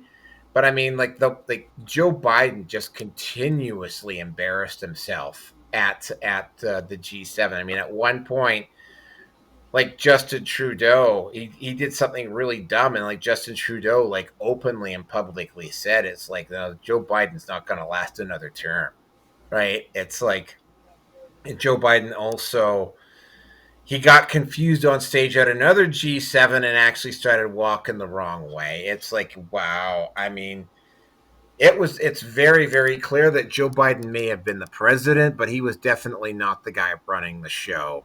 Um, from 2020 to 2024, that was for damn sure. I mean, Trump is a lot more mentally acuity, but again, I not as much as Roger does, but I mean, yeah, Trump's got his issues to deal with as Did, well.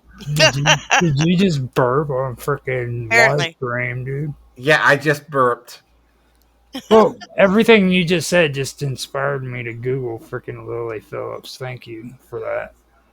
Oh, welcome. You just remember, there's no watching that gangbang video while the live stream is going on, Roger. Oh, okay. But clothes is still Unless you optional, got hi-fi audio. right? Now the clothes are still optional though, right? I can like wear just my underwear. Yeah, no dong shots, and just remember, when it comes to OnlyFans, 1,058 dongs is the fucking limit. I, dude, seriously. Because standards. Well, I mean, like, you know, a bukkake is technically like 10 or more men. So, like, when you look at that and you hear that, I was just telling somebody like, that shit's dirty, dude. And I'm talking about like dust flying and freaking bacteria floating in the air. And that's a line I see you standing in, buddy. I mean, they better give me my $50 at the door. Oh, 25. I'll do it for 25. There you go. Yeah, whatever. And have yourself tested for literally every single STD on the entire planet after you're done. I will also say one other thing about that event. Apparently, Lilly Phillips, she didn't get really sick, but I mean, I don't know, because I didn't actually do any deep digging on this, but when she did that 1057 gangbang, she had to get treatment for at least 3 different STDs after it was done, and those are just the ones that they know about. But you know that when she did her 100 guys, she said that she won't stop, right? Again, right? I posted up that video. And I don't know how the hell Lilly Phillips suddenly got tied into G7. But By the way, she is literally a dirty whore. Yeah, and she apparently is pregnant now. yeah, Oh my god. I guess they gotta find all 1,000 of those guys and find out which one was the dad. What the heck? Well, 1,100 because previously, before the 1,000, she had done 100 guys. Okay, so there's 1,000. Okay, so it's not 1,058 dicks. It's 1,158 dicks. Okay, Right. thank you. That's a clarification, right? Okay. Right. Glad to hear that OnlyFans has got some goddamn standards, though. Aren't we all very happy about that? We better all be very happy about that. And yet they will not let Roger Hansen on OnlyFans because of his beard. I would rock those women's world, dude. They would be like, "Oh, Roger, come back, please." Yep. Anyway, that's the Red Pill Nation standard. And again, like I said, OnlyFans has got standards. We don't. The Red Pill Nation stands alone. Does anybody else have anything more to say on this one? Because clearly Lilly Phillips is absolutely tied into the G7, right? Did you say G-string? G7. Oh, okay. Sorry, my bad. My bad. I apologize. I really do. I've Okay, al- I've already had to apologize to Mark Edworthy, by the way, because I apparently have soiled him in public. okay. All right. So yeah, let's move on to the next one here. And this one is this involves the state of Tennessee. Hold on a second. Let me just get. So the state of Tennessee uh put passed legislation.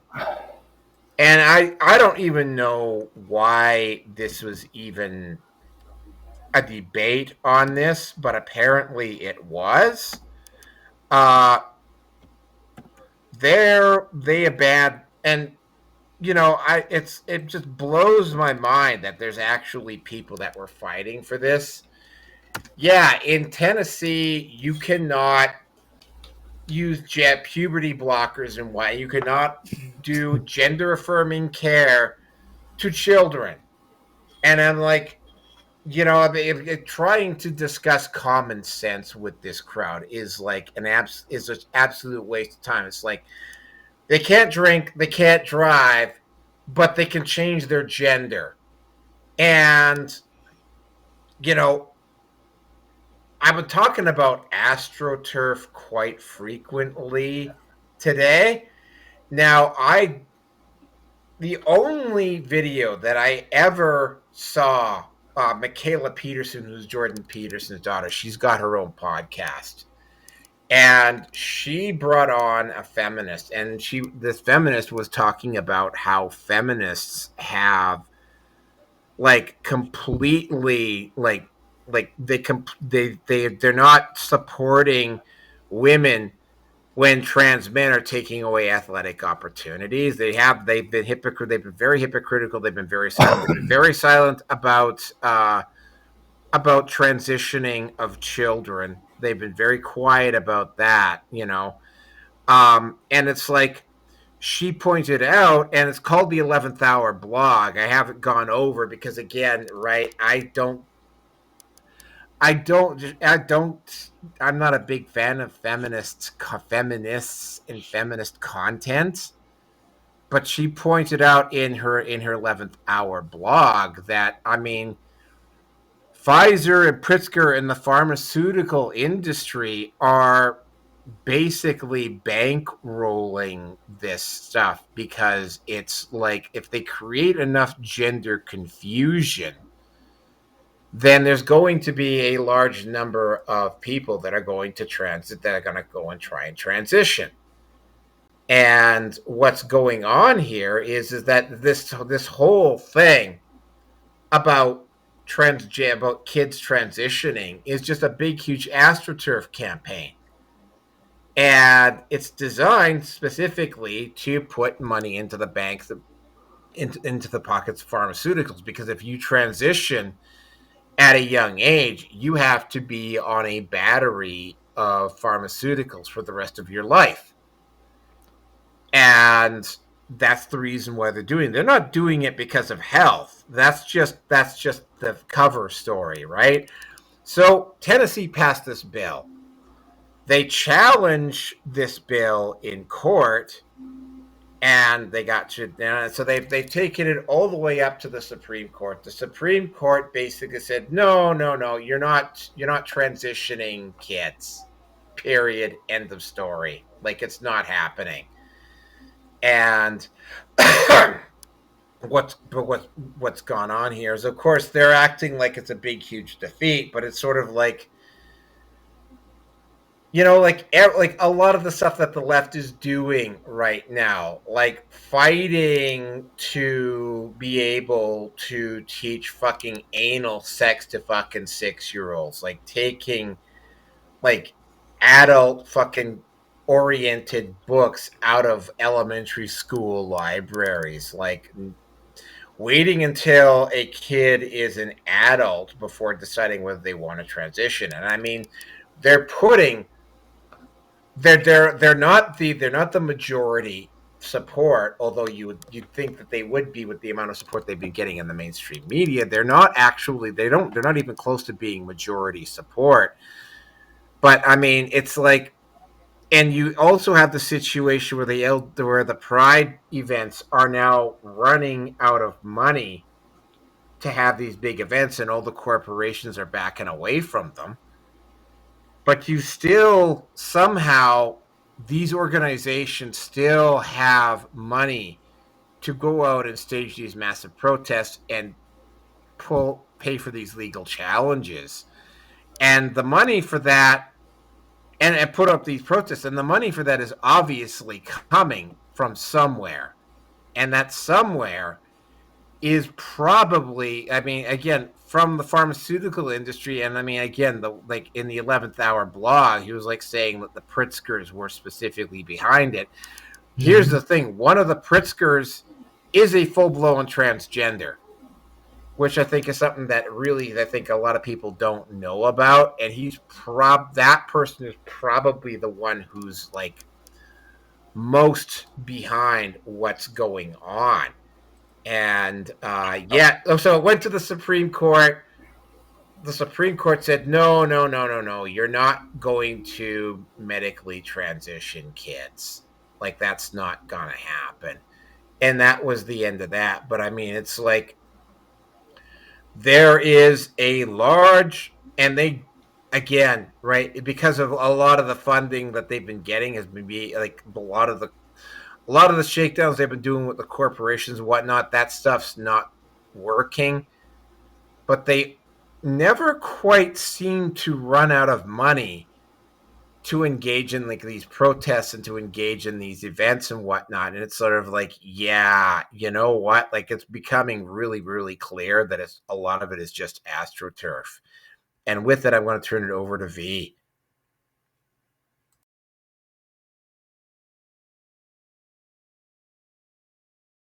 Yeah, I don't know why anyone would expect. And, you know, okay, let me just say, it really upsets me that something like this can make it to the Supreme Court, but you've got victims of the intelligence agencies, you know, people who've been black bagged, um, mind controlled, uh, had, you know, drug experiments done on them. These people can't get to the proper courts and get justice. But we've got these maniacs who want to play with kids. To play with any sexuality concerning a kid is number one disturbing to start. I don't care what your sexual orientation is. And then to bring that and waste time. You got you got 350 million people in this country. There's 13 Supreme Court judges, right? 13. You don't Nine court judges, not 13. nine. Oh no, they didn't. Okay, I'm thinking that they added some. That was something else. Okay, but yeah, okay. So even less, nine jackasses who are supposed to listen to other jackasses to do something jackassy. There are people who have whose rights are still, you know, we got a long way to go with human rights. We've got homeless to deal with. We got so much to deal with. And for this to make it to the Supreme Court, it's insulting. Okay, it just is. I wish there's only so many cases that get selected. This should be like a non-issue. I mean, well, you'd have a better time trying to rally and get support for a maximum wage limit and then increasing the minimum wage. You know, that's something worthwhile. How about something like that? But no, yeah, these weirdos wanting to mess with children. And the thing is, I know a lot of these children I'm not gonna say the majority, but a lot of these kids, they don't want to transition. They seen something cool, mommy's happy about it, and they think, oh well, I might get some attention if I did that. Right. You know, Hmm. and then they do it, and they find that they're completely unhappy. No, no, They're let's just babies. eliminate the problem. Go Yeah. ahead. They're babies. They don't, they Yeah, don't know any better.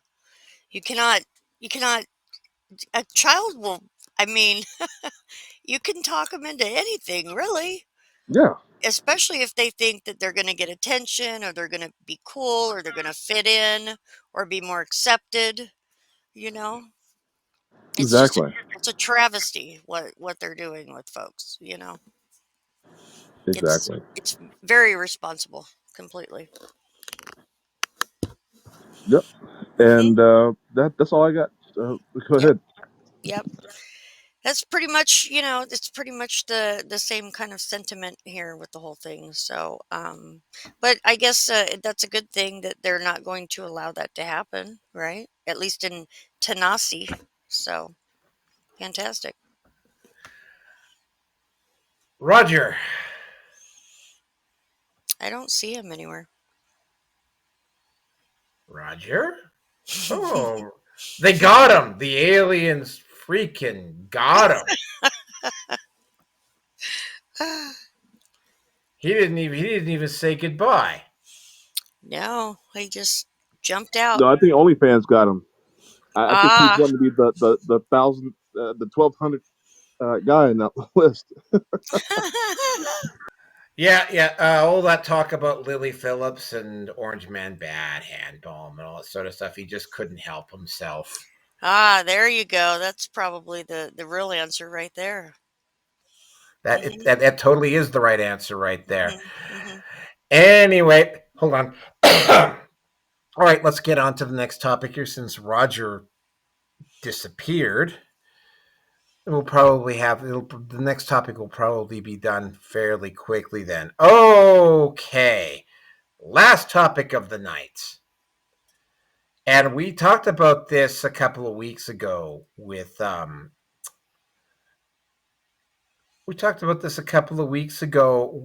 they tried to bring in that black Snape into the Harry Potter TV series, and it was like when we had that discussion. Of all the characters that they could potentially race swap. I mean, they could have done Voldemort, they could have done Dumbledore, they could have done Hagrid. There's a whole bunch of characters in the Harry Potter series that they could have race swapped quite easily and not run into so much difficulty.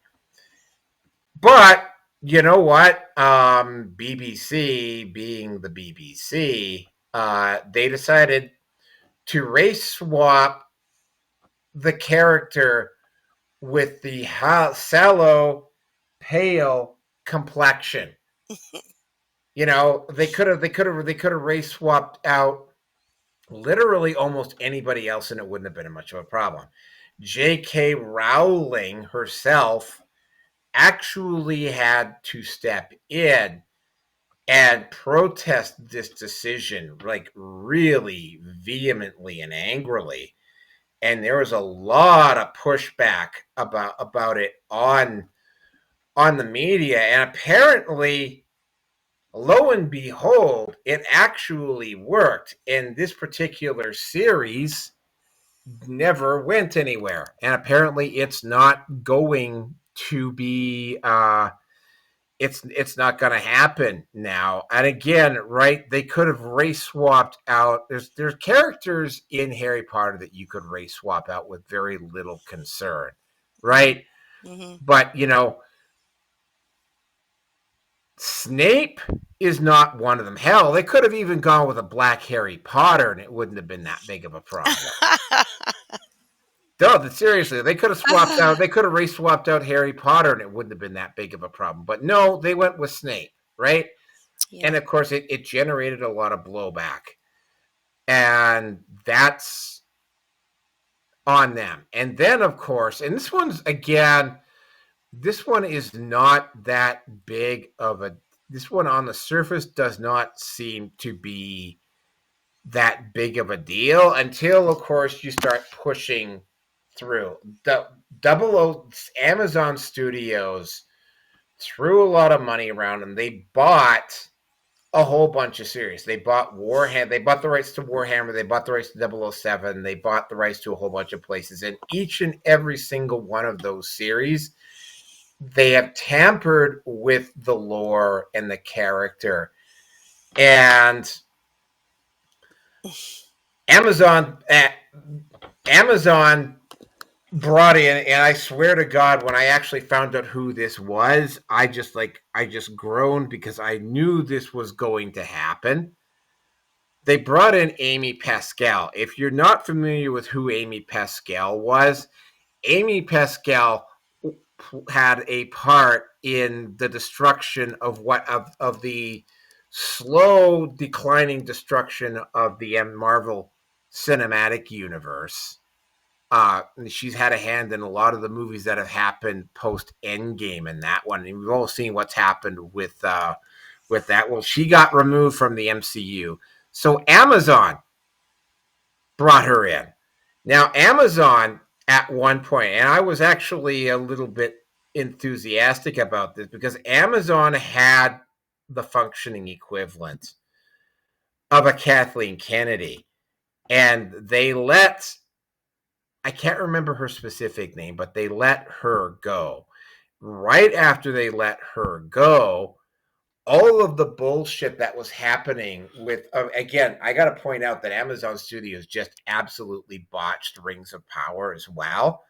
But after they let her go, all of the stuff that was happening with Warhammer 40K stopped. Although I also have to point out that Henry Cavill had to step in, and he had to step in not just as an actor, but he had to step in as a producer and a showrunner and whatnot.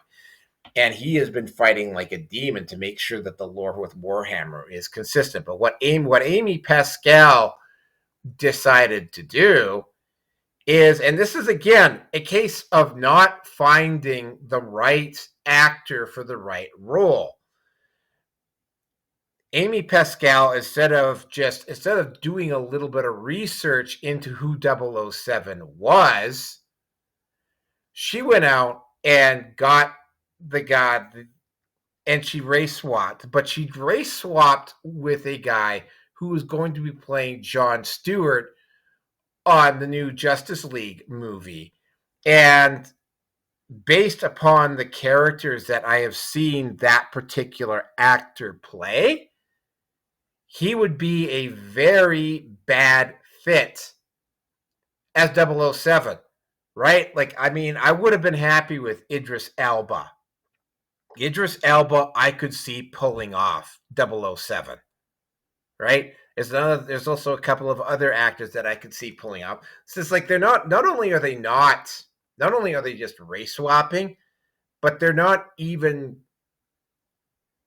like researching the characters properly, and they're not even bringing in the right kind of actors to do the parts, right? Like if you're going to bring in a black guy to play the new 007, like you have to bring in the right type of actor, right? The guy who plays Jon Stewart, I've seen in the new Green Lantern, he's just a little bit too clean cut. He's a little bit too polished. He doesn't have that edge about him, right? Idris Elba, they could have brought him in and they could have made him the new 007, and I wouldn't have had any complaints about it at all, right? This isn't a case of race swapping for the sake of race swapping, but they're just race swapping, and they're not even doing, like, the people who are in charge are not even doing any research on the characters that they're race swapping, and they're bringing in these actors, and they're doing stuff like race swapping a person who, if they had bothered to read the books, for instance, with Harry Potter, you know, like you could not swap out a black guy for Snape. You could do it with Dumbledore. You could do it with Hagrid. You could even do it with Harry Potter, but you can't do it with Snape. There's a very clear description of what Snape looks like. Pale, sallow complexion, right? Same thing with 007. When I mentioned James Bond 007, a very specific picture comes to mind, right? You need a somewhat older male actor who's got a bit of who can play with a bit of a fucking edge to him. It's got a little bit of fucking polish and a little bit of suave. Idris Elba would have been perfect for that part. I wouldn't have raised a peep. It would have been like, oh, that's interesting. Oh, Idris Elba's a good actor, right? He's a good performer. He would have been great in that role. But did they get Idris Elba? No, they brought in a guy, and again, I can't remember his name, but he plays Jon Stewart in the new JL Justice League cinematic universe. Jon Stewart in the Green Lantern lore is, yeah, he's just like the character that you would need to play Jon Stewart and the character that you need to play 007 are just like not the right archetypes. Now, could he potentially pull it off? Maybe, but you got to understand, right? Amazon really fucked up on Rings of Power. They almost, and by the way, I am a regular viewer of the Warhammer 40K content, and there is a nasty bunch of fighting between the regular fandom and all of the tourists coming into 40K. And I don't know what Sonia knows about the Warhammer 40K universe, but I know that V knows a lot about the 40K universe, and I think V is pretty convinced on that you cannot PC Warhammer 40K, right? But they went ahead at Amazon. Really it's based on racism.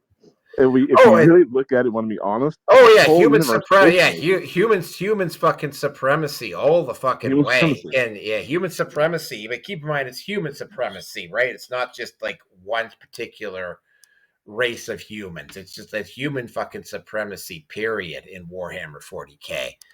And but I mean, it's, you know, like you can't really wokeify Warhammer. If you try to wokeify Warhammer, the whole concept of Warhammer like starts to disintegrate because it's known as the Grimdark, right? Like you could maybe have gotten away with, I mean, and they overdid it at the Star Wars clearly, but I mean, yeah. If you're gonna race swap, you still have to consider the character, the setting, the personality of the actor, right? Like you also have to consider, and it's like, yeah, it's like, oh, well, it's just fiction. Okay, well, I mean, yeah, V, you weren't on for this particular episode, but yeah, currently there is a white guy, and I actually had a discussion with you about whether you'd be upset if there was a white guy playing the Black Panther. Well, guess what? There is now a white guy in the comic books currently as the current Black Panther, right? Don't know what is going on with that particular story. I think he's only in temporarily, but yeah, that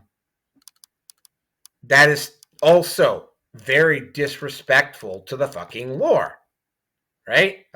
Sorry, Black Panther needs to be played by a black man, right? That's just the way I look at it, right?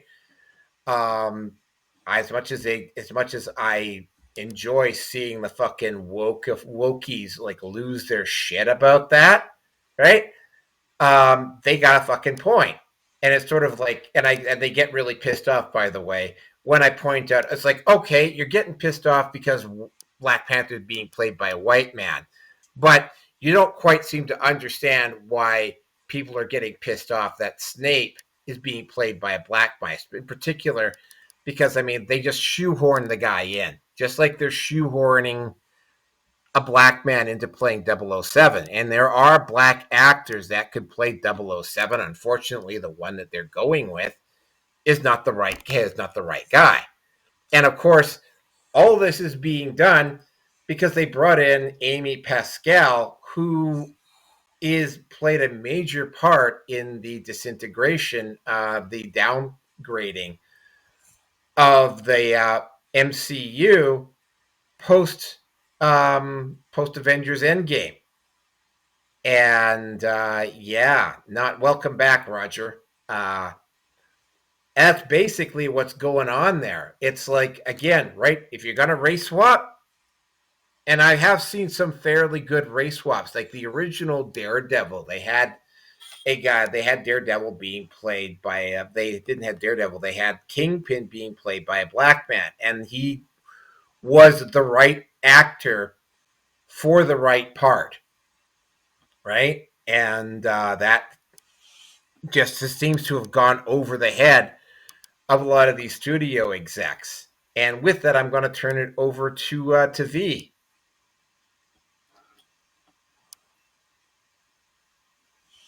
Yeah. Well, you know my opinion on this already. uh, as long as I mean, what Dave Chappelle say? Black actors, and that Wayne Brady skit. Oh yeah. Also, what about? Oh, you remember that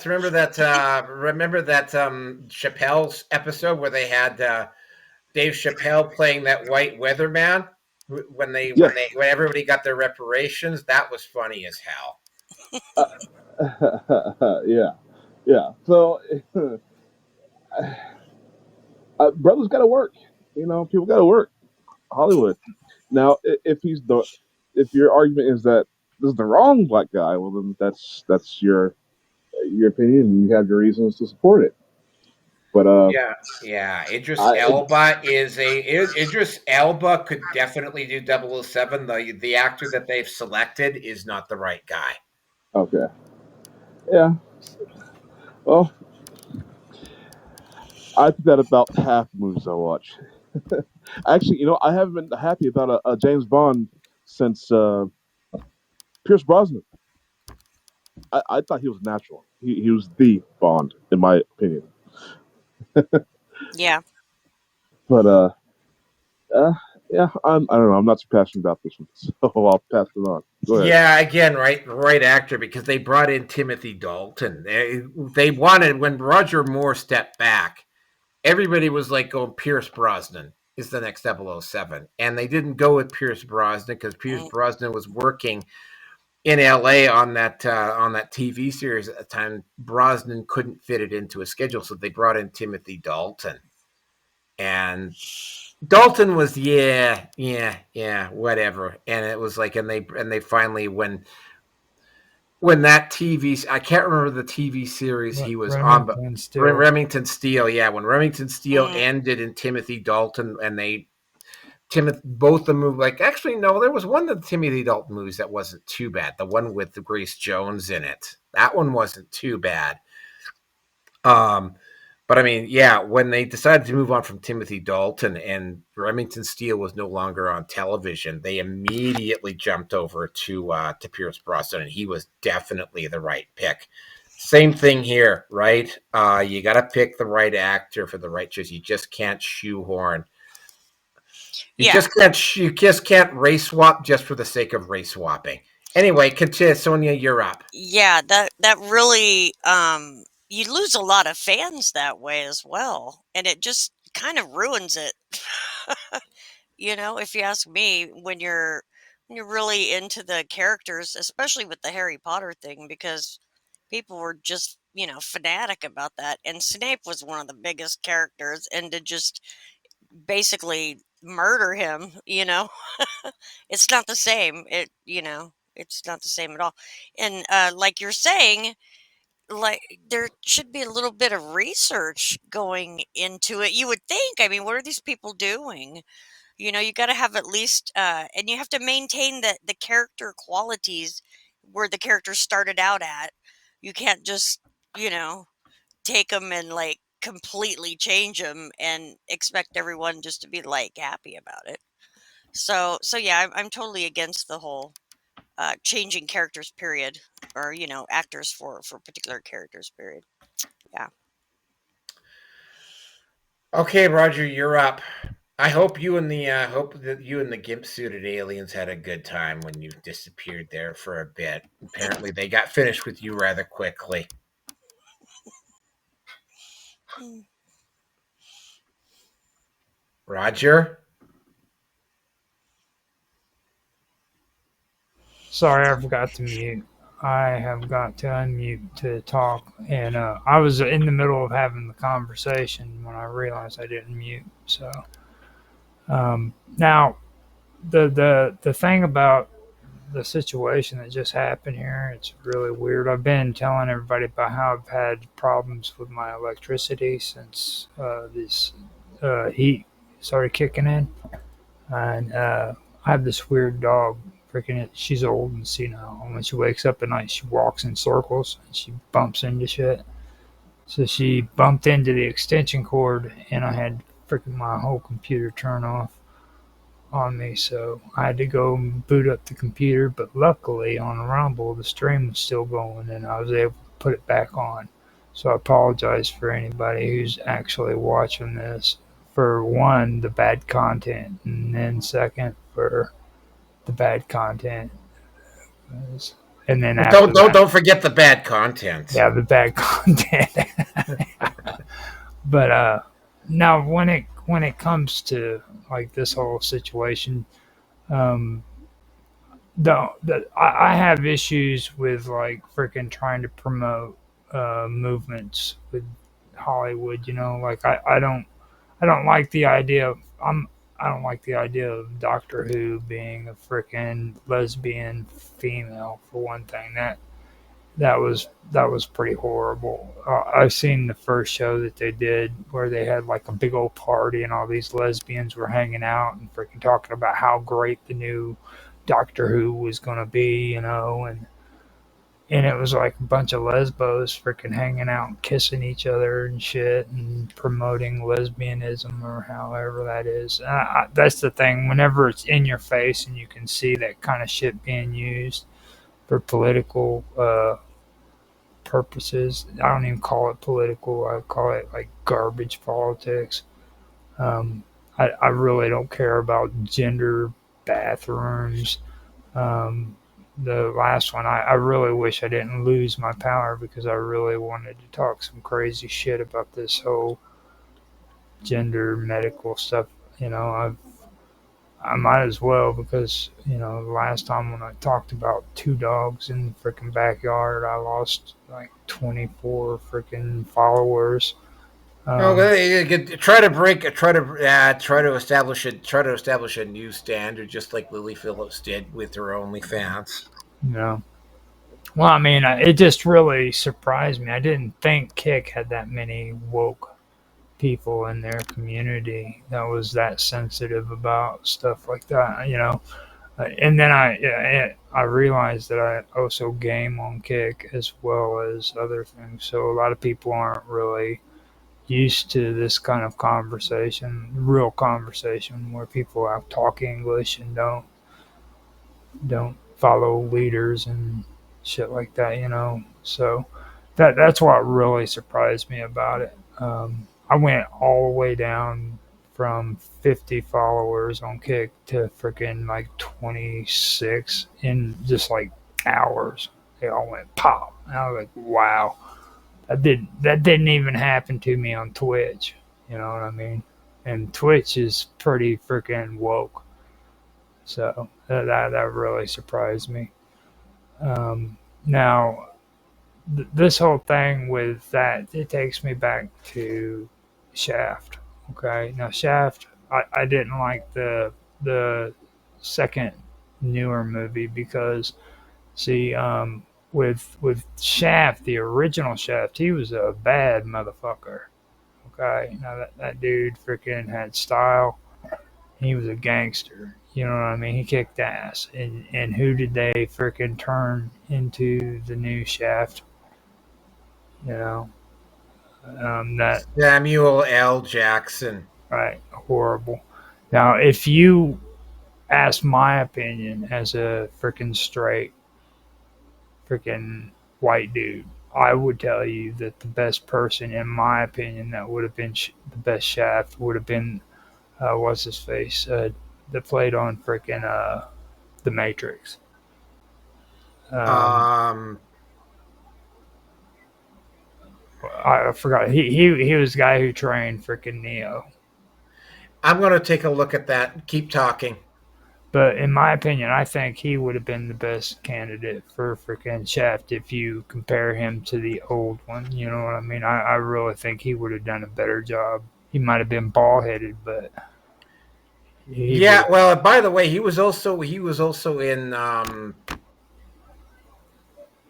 John Wick as well. Lawrence Yeah, Fishburne. Lawrence yeah. Fishburne. Lawrence Lawrence Fishburne Fishburne. has played a gangster before, by the way. Yeah, but that's one reason why I. So it really doesn't have anything to do with like race, in my opinion. I really think that these people freaking have done horrible jobs of it. And I was a Star Wars fan all the way up until these new ones. I watched the first one where freaking they killed Han Solo, and I've never gone back to it. I couldn't tell you anything about all the movies after that. And for me, when it when it comes to the gaming part of it, I didn't really get into the freaking whole area of the role playing game aspect of freaking the game. I was back whenever freaking I was like in the later part of my role playing. I remember freaking that the game was more of a board game strategy, and where you got the freaking miniatures and you was able to fix them up and put them on the board and play strategy that way. So I never really got into a lot of the Warhammer. That was why when I think it was DDJ, he was talking about wanting to do a role playing game for freaking Warhammer, and I said that you would probably be the best candidate for that, but because Oh, I got there's an app called Invictus that I started playing. It's a Warhammer 40K app. It's okay, it's not great, but I mean it's you know, I might have been able to I say I've got one expensive hobby already and this is it. I don't and I've got like currently sitting off to my left because I haven't bothered putting the shelves up yet. There's about 1,500 DVDs sitting in hampers off to my left here that I Mhm. haven't put up. And it's like I buy DVDs all the time, right? It's like I got a couple of expensive hobbies already. I haven't got time for like miniatures and getting them all packed up and getting them over to a games place and playing. It's just I just don't have the time anymore. Yeah. Well, I mean, that's the only experience. Apparently, now they have actual role playing games where you can sit down and do it for Warhammer. I was never aware of that because, like, I stopped playing most of my role playing during the later part of the 90s, just before I sobered up. It could have been the early 2000s. The drugs were really, really intense during that time period, so my time span when it comes to remember role playing games is kind of dense. They're coming out with an Adeptus Arbites game next, and they're not coming out with a new Space Marine. They're coming out with an Adeptus Arbites game for Warhammer 40K. Who knows how good it's gonna be, but it's being talked about a lot in circles. The Arbites are very similar to Judge Dredd in Uh, that series, but they're the same but different to Judge Dredd in the Warhammer setting. yeah.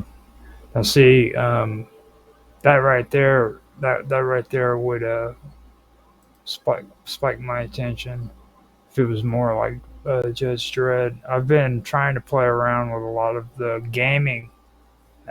video game versions of Warhammer, and I don't know. It doesn't seem like what I remember everybody playing Warhammer on the board game as being like. You know what I mean? Two totally different things. I sat down and played one board game that they had. It was supposed to be the cheaper version for it with my son and my niece and her husband, and I didn't like that either. It just seemed too freaking too odd. It wasn't the same as the actual board game with the pieces and shit. You know what I mean? Because with that one, it was all about strategy, like playing chess, kind of. You know what I mean? So it really didn't entertain me at all. It was an actual board game for Warhammer. I'm like, seriously, dude? You know? Yeah, well, that's the issue with the app too. It's more of a board game style game as well. It's interesting. It's not as engaging, and for me anyway, it's not as engaging as say Civ or Yeah. some of the more arcade style games that I played on my phone. But yeah, By the way, Roger, I did find the digital copy of the Warhammer 40K It was 7th you. edition roleplay game. Yeah. So I have to find a way to send that to you because it's on my offline computer, and I gotta get it onto my iPhone somehow, so I can Yeah, send it to you. it was V that actually brought it up, and I guess this is a perfect time to kind of maybe pressure you into DMing uh, Naroki because I think you would be the perfect candidate. I don't have any of the books. I'm a fan of the lore. Like I don't actually know any of the rules for Warhammer 40K. Well, that's what we're talking about with Visa saying that he found the PDF for it. So I do know that the hit system is different. That's really all I remember about it. I mean, I know a lot more. I actually had a whole world. I created a whole world for Advanced AD&D, and then I moved from Banff to Calgary, and I just stopped playing, and I never really picked it back up. Since if you wanted me to DM something, that would be it. Or Mega Traveler. I got all the PDFs for Mega Traveler. okay. Warhammer, like the lore, like listening to the lore, don't know about any of the game mechanics. Well, I mean, I could do it. Don't get me wrong, but I figured I'd ask you too about it and say screw these movies and let's get back to the basics, okay? Yeah. It, and I'm gonna tell you something, and I said it every single time. It's okay to be prejudiced against ogres, okay, and freaking And ogres orcs. and orcs. Yes, okay. There is nothing wrong with having a problem with ogres and orcs. They are fundamentally enemies of freaking humans, and it is our job to kill the ogres and the orcs. Except for Shrek. Dude, like Shrek, he's gone. If I see an ogre, you Uh know what? oh. You know what ogres do? Yeah, a little bit. Ogres do freaking. They do freaking nothing but destroy and maim and have sex with anything that they can get their hands on, Well, Yeah, except for elves. I'd rather meet an ogre than an orc. I'll tell you that. Or yeah. Well, I mean, the ogres in Total War, not Warhammer 40K, but Total War, they're a pretty nasty bunch. But then again, the actual not Warhammer 40K, the Warhammer setting is also pretty goddamn. It's grim dark in a different way. Mhm.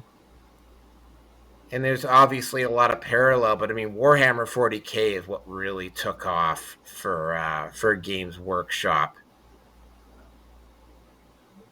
Yeah. That's That's their universe. Anyway, anything else to say about this Hollywood stuff, or are we done for tonight? Hollywood sucks. And you know I'm tapped what? out. So, yeah, good night, everybody, and nice meeting you, Sonia. Hope you Yes, come you back on the too. show again. You too, V. Very nice. All Yes. right, later, guys.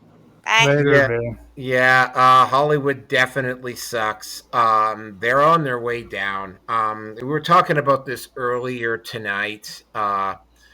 When it comes to Hollywood and the revenue and the commercialization and whatnot, I mean, there are some rather interesting trends that have come up around that. And again, right, we're gonna just finish off on this particular point here. The current advertising model that has worked on television and was working on YouTube for years and years and years is starting to fall apart. Mostly because, once again, people are figuring out that they can tailor their content to particular advertisers, and they can go out if they're willing to put the time and effort in. They can go out and they can market themselves to certain advertisers, and they can get revenue that way, as opposed to, say, relying on, say, YouTube or Rumble or Odyssey or whatnot. But yeah, um, I'm gonna have to obviously like make an effort on my part to get some figure out a way to like get some more monetization off of this stuff. I mean, I like what I do, but if I could just do this full time, then that's what I would be doing. Um, but for now, I'm not there, and I will have to that is on my to do list. But then again, putting the audio content up at Spotify has also been on my to-do list for about a year plus now, and I still haven't gotten around to doing that either. So, but anyway, that is it for tonight. The link to my Patreon is actually at the bottom of the screen. Again, BitChute, Rumble, Odyssey, MGTOW TV, Brighteon, and YouTube. Mine's Gab, MeWe, Facebook, Getter, and TLB Talks is where I'm at. All of those links are down in the low bar. I even have an Instagram, which I don't usually promote, and I have a Tumblr, and I got a few other places that are there. Um, Come back next week. We'll be doing the same insane thing again. I thank everybody for showing up, even though some of us showed up kind of late. Thank you everybody for showing up, and I will see you for 247. Sorry, 447. Have a good night, folks. Later.